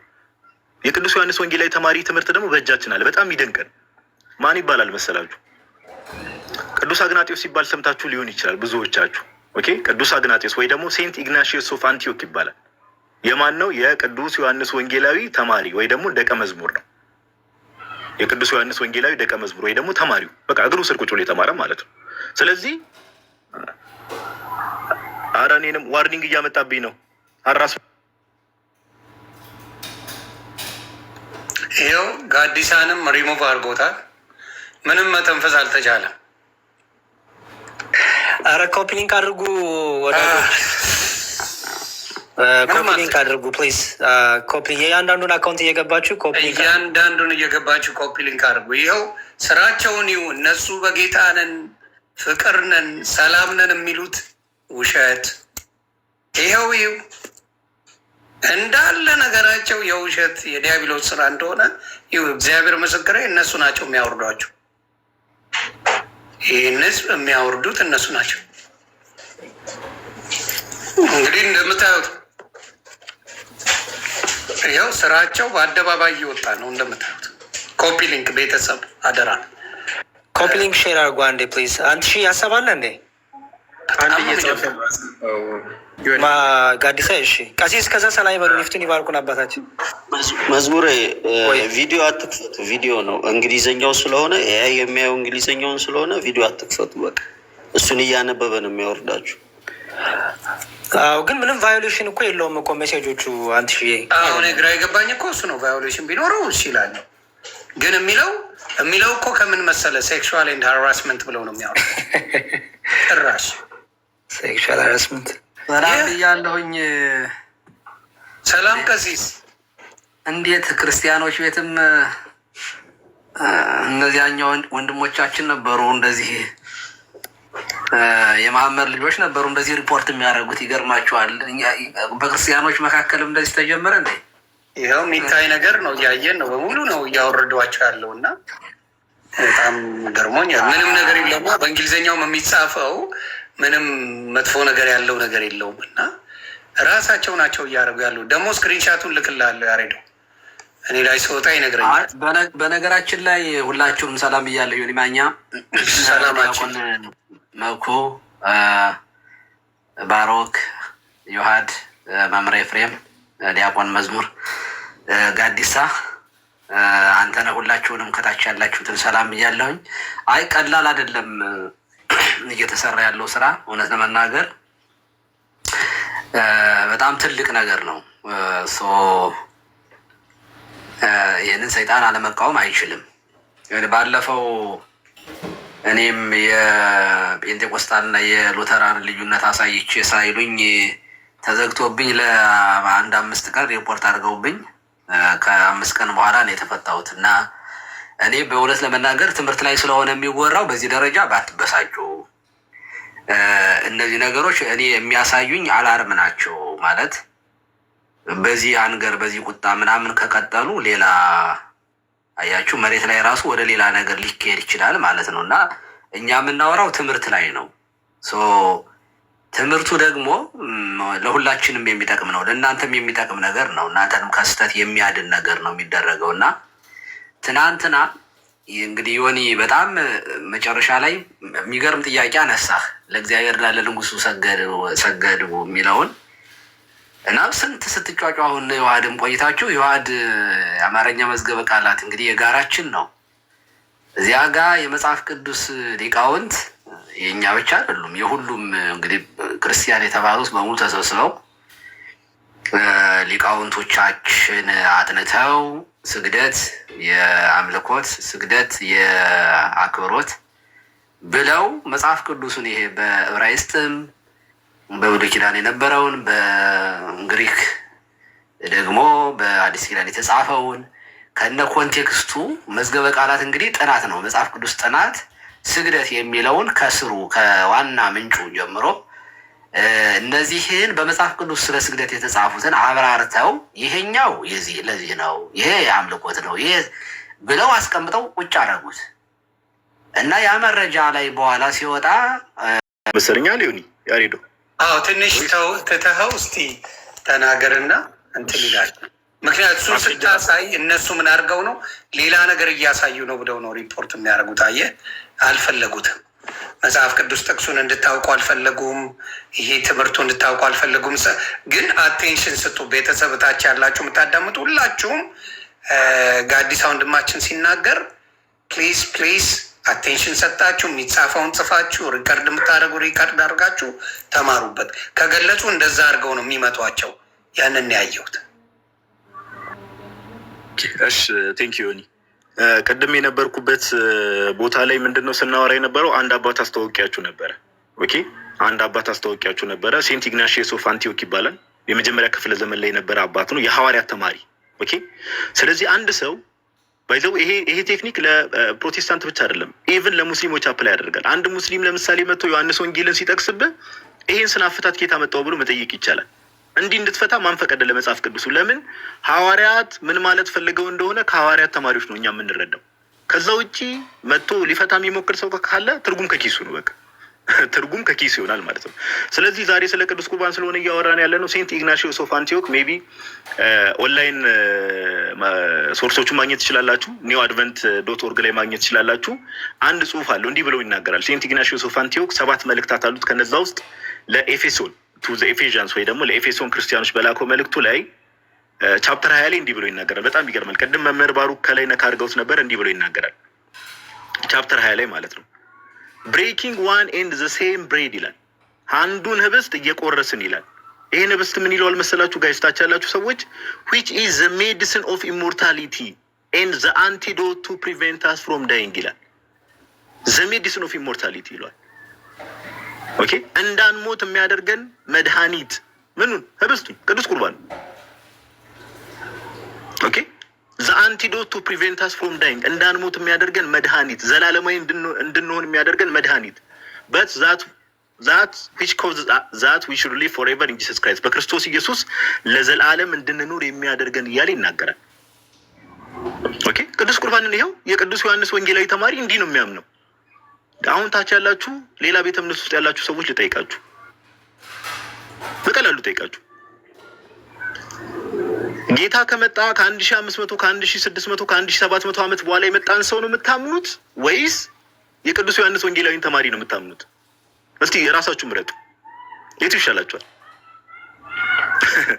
ኦኬ፣ ጌታችን ኢየሱስ ከመጣ ከ1600 ከ1700 ዓመት በኋላ የመጣን ሰው ነው የምታምኑት ወይስ የቅዱስ ዮሐንስ ወንጌላዊን ተማሪ ነው የምታምኑት? ምረጡ። የቱ ይሻላችኋል? እኛ ክርስቲያኖች የቅዱስ ዮሐንስ ወንጌላዊን ተማሪ ደቀ መዝሙር ነው የምንመርጠው። ኦኬ፣ እንዲህ ብሎ ስለሚያስተምር አንድ እዚሁ አባት ላይ አንድ ነገር ልጨምርላችሁ። እንዲህ ብሎ ይናገራል። እንግሊዝኛውን አነብላችሁና ከስር ከስር በተቻለ መጠን ያው ትርጉም ካበላሸው እና ይሆን ያሉ ያስተካክሉኛል። እንግዲህ ሴንት ኢግናሺዮስ ኦፍ አንቲዮክ ቱ ዘ ሮማንስ ለሮማን ክርስቲያኖች ወይ ደግሞ በሮሜ ለነበሩ ክርስቲያኖች የጻፈው መልእክቱ ቻፕተር 7 ላይ እንዲህ ብሎ ይናገራል። በደንብ ስሙ። I have no delight in corruptible food ይላል። ይሄ በሚበሰብስ ምግብ ኦኬ በዛ ደስ አልሰኝም ይላል። nor in the pleasure of this life ወይ ደግሞ በዚህ ህይወት ደስ አልሰኝም ይላል። I desire the bread of God የእግዚአብሔርን ህብስት ነው የምመኘው። the heavenly bread ምኑ?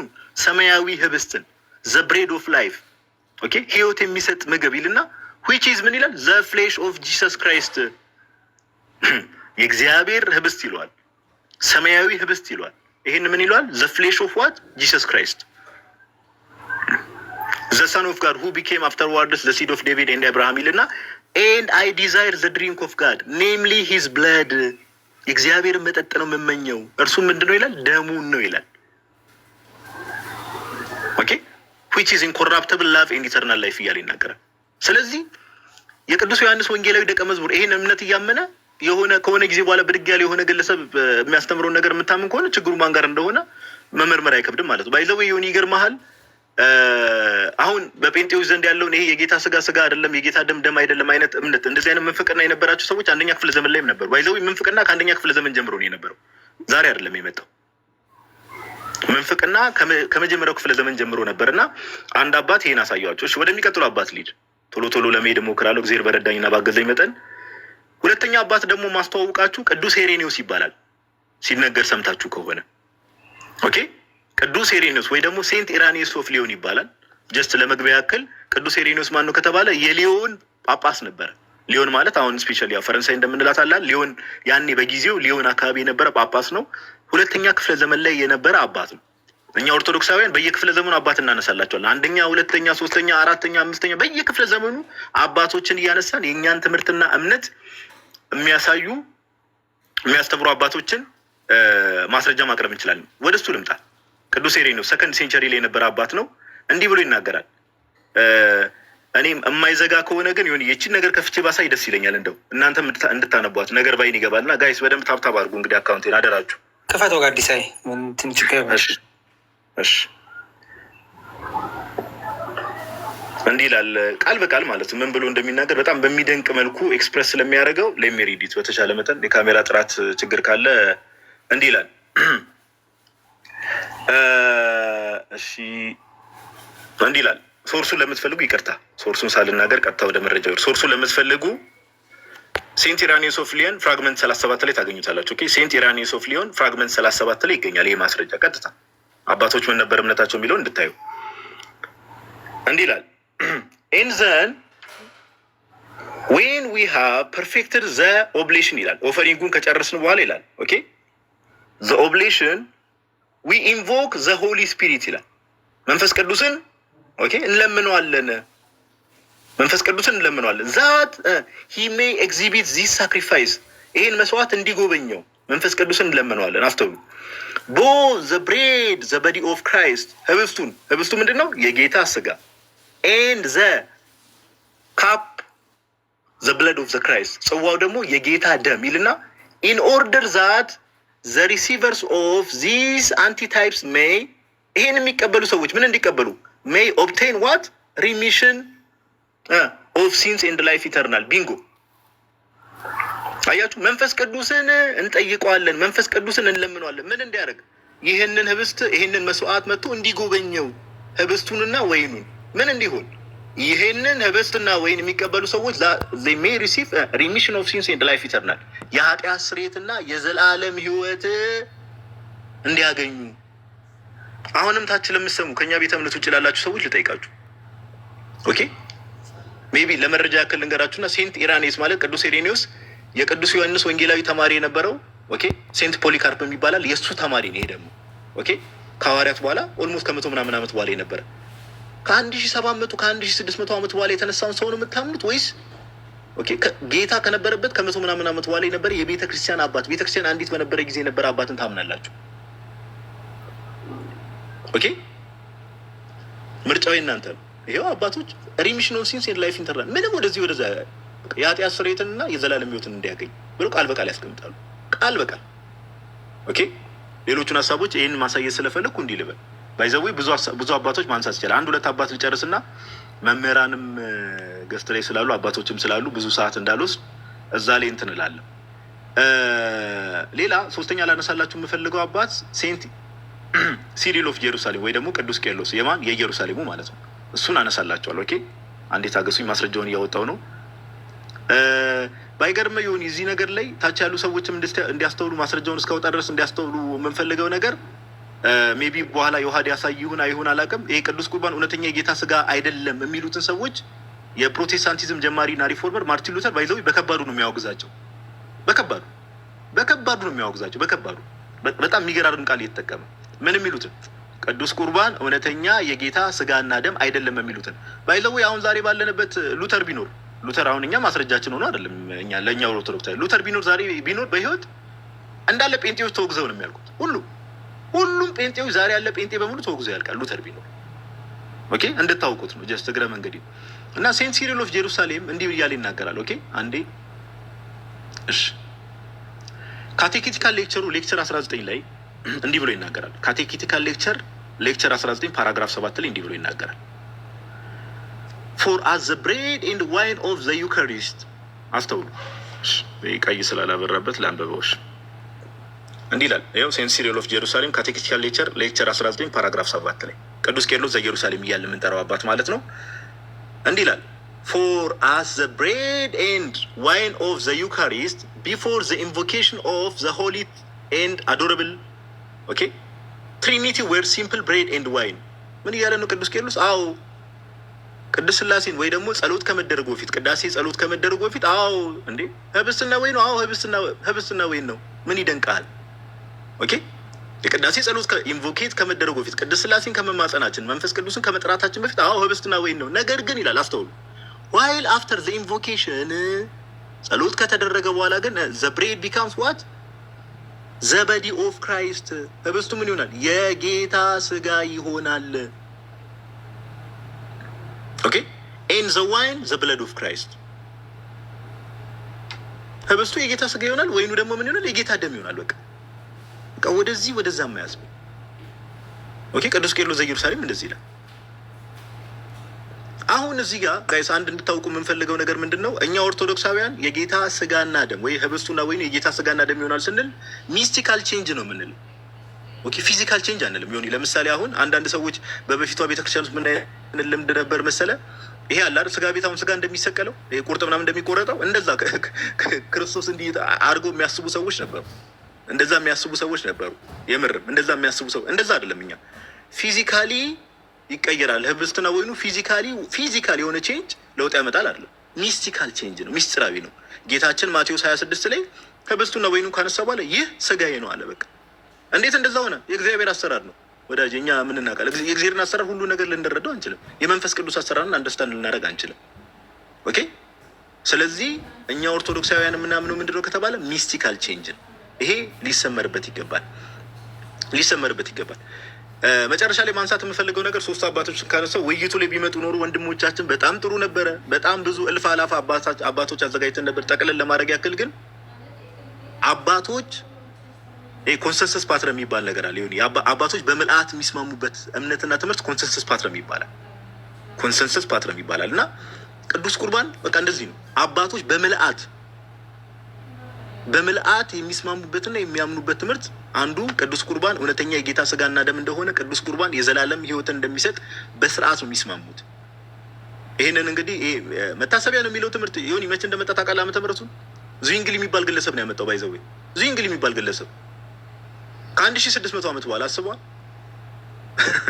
መንፍቅናዎች ባይዘዌ ጋይስ በጣም ማስተዋል ያለባችሁ ነገር እስልምናው ላይ ለምሳሌ ስትሄዱ ከ600 ዓመት በኋላ ይመጣን አላህ ምን ይላል? አይ ኢሳን እኮ አልሰቀልኩትም ሰው መስዬን የሰቀልኩት ይላል። ፕሮቴስታንቱ ጋር ስትሄዱ ደግሞ ኦር ፔንቴኮስታሉ ጋር ስትሄዱ ደግሞ ከ1600 ዓመት በኋላ ይመጣን አረ የጌታና ስጋና ደም እኮ መታሰቢያ ነው እንጂ እውነተኛ አይደለም ይላል። እንዴ ብራዘር እኔ አንተን ለምሰማለሁ ከ1600 ዓመት በኋላ ይመጣኸው ቤተክርስቲያን ያን ሁሉ ዓመት ያንን እምነት አባቶች ያን ሁሉ እምነት ያንን ሁሉ ነገር ይዘው ተጋድለው ያንን እምነት ይዘው ቆይተው እኔ አንተን ለምሰማ። ስለዚህ ለዛ ነው አሁን ዛሬም ባለችው ኢትዮጵያ ውስጥ ለምሳሌ ኢትዮጵያ ውስጥ ያሉትን ብንመለከታቸው አሁን ዮኒም ቪዲዮ ምናምን አስተውለ አይተህ ሊሆን ይችላል። ብዙ ሰዎች አስተውላችሁ ሊሆን ይችላል። ምን የሚል ነገር አለ? ለምሳሌ ቅዱስ ቁርባን እንወስዳለን እንዲያሉ የጌታ እራት እያሉ ምን እንዲያደርግላችሁ ነው የምትወስዱት? ምን እንደው ጥቅሙ እስኪ ለምሳሌ የሆነች ዳቦና ወይን ነገር አድርጋችሁ ዝም ብላችሁ እየቀዳችሁ የምትወስዱት ነገር አለ። ምን እንደሆነ እግዚአብሔር ይወቅ። ስፔሻሊ ጴንጤዎች ጋር ባይዘ ጴንጤዎች ከቅዱስ ቁርባን የሚገኝ ጸጋ አለ ብሎ አያምኑ። ጴንጤዎች በቅዱስ ቁርባን የኃጢአት ስርየት ይገኛል ብሎ አያምኑ። ምንድነው ጥቅሙ? የምትወስዱበት ምንድነው ምክንያቱ? አንድ ሰው እንዴ ኢቭን ኢፍ ዩ ሪሜምበር አላውቅም ዮኒ ወርታች ያላችሁ ሰዎች የሆነ ጊዜ አይተህ ከሆነ ላይቭ ላይ ሁላ እኮ ቅዱስ ቁርባን መወሰድ ተጀምሮ ነበር እዚህ ቲክቶክ ላይ ላይቭ ላይ አንተም ባለበት ሆነ ላይቭ እንዲገስት እንገባለን። እኔም ቤት ያለችው አንድ አቦና የሆነች ነገር ጆልጁስ ነገር ቆረስ አደርጋለሁ። ከዛ ላይቭ ላይ ቁጭ ብለን ቅዱስ ቁርባን ወሰድ። ቀልድ ነው። አሁን ይሄ በቃ እግዚአብሔር ላይ ማላገጥ ማለት ይሄ እግዚአብሔር ላይ ማላገጥ። ስለዚህ ስፔሻሊ ሉተራኖች ከዚህ ላይ የተሻለ ነገር አላቸው። ጴንጤዎች ግን እንደው ከእንደዚህ አይነት መታወርና ከእንደዚህ አይነት መንፍቅና እንድትወጡ እግዚአብሔር ይርዳችሁ። እዚህ ጋር ቁጭ ብለው ወንድሞችም የሚያወሩት መምህራን የሚያወሩት እኛ ለእናንተ ጥላቻ ኖሮን አይደለም። ነገር ግን ከዛ ከድቅድቅ ጨለማ ወጥታችሁ ወደሚደነቅ ብርሃን እንድትመጡ አላማውና ኢላማው እርሱ ነው እና ይህን ለማለት ያክል ነው። እግዚአብሔር ያክብርልኝ። በጣም ነው የማመሰግነው። ካበዛውም ይቅርታ። እሺ ጋዲሳይ እናመሰግናለን። ጋዲሳይ ደግሞ ሞራ አባቶችን ትምህርት ነው ከቨር ያረክልን። ከዛሬ 1600 ዓመት በፊት እንዴት ይታመን ነበር? የጥንቷ ቤተክርስቲያን ምን ነበር ትምህርተ በቅዱስ ቁርባን ላይ እና ደግሞ የተነሱት ምንፍቅናዎች ዛሬም ድረስ ተያይዞ የመጡ ምንፍቅናዎች ምንድን ናቸው የሚለውን ያነሳልን። በጣም ጥሩ። አሁን ምንድነው የምናደርገው? የውሃድሻ ፋይናል ፖይንቶች ታነሱና ቀሲስ ዲበኩሉና መምህር ኤፍሬም ከተነሱት ሀሳቦች ተነስታችሁ የሚጨመር የሚጠቃለን ነገር ካለ ተጠቀሉንና ልደትሻም የተዘጋጃችሁ ሰዎች ፕሬዘንቴሽናችሁን ጨርሱና ከዛ መምህር ኤፍሬም እና ቀሲስ ይጠቀሉንና የሆነ ጥያቄ ካሉ ጥያቄዎች የሚነሱ አልጠቃላችሁ። ለምሳሌ መታሰቢያ ለምን ይባላል የሚለው አሁንም ይነሳል።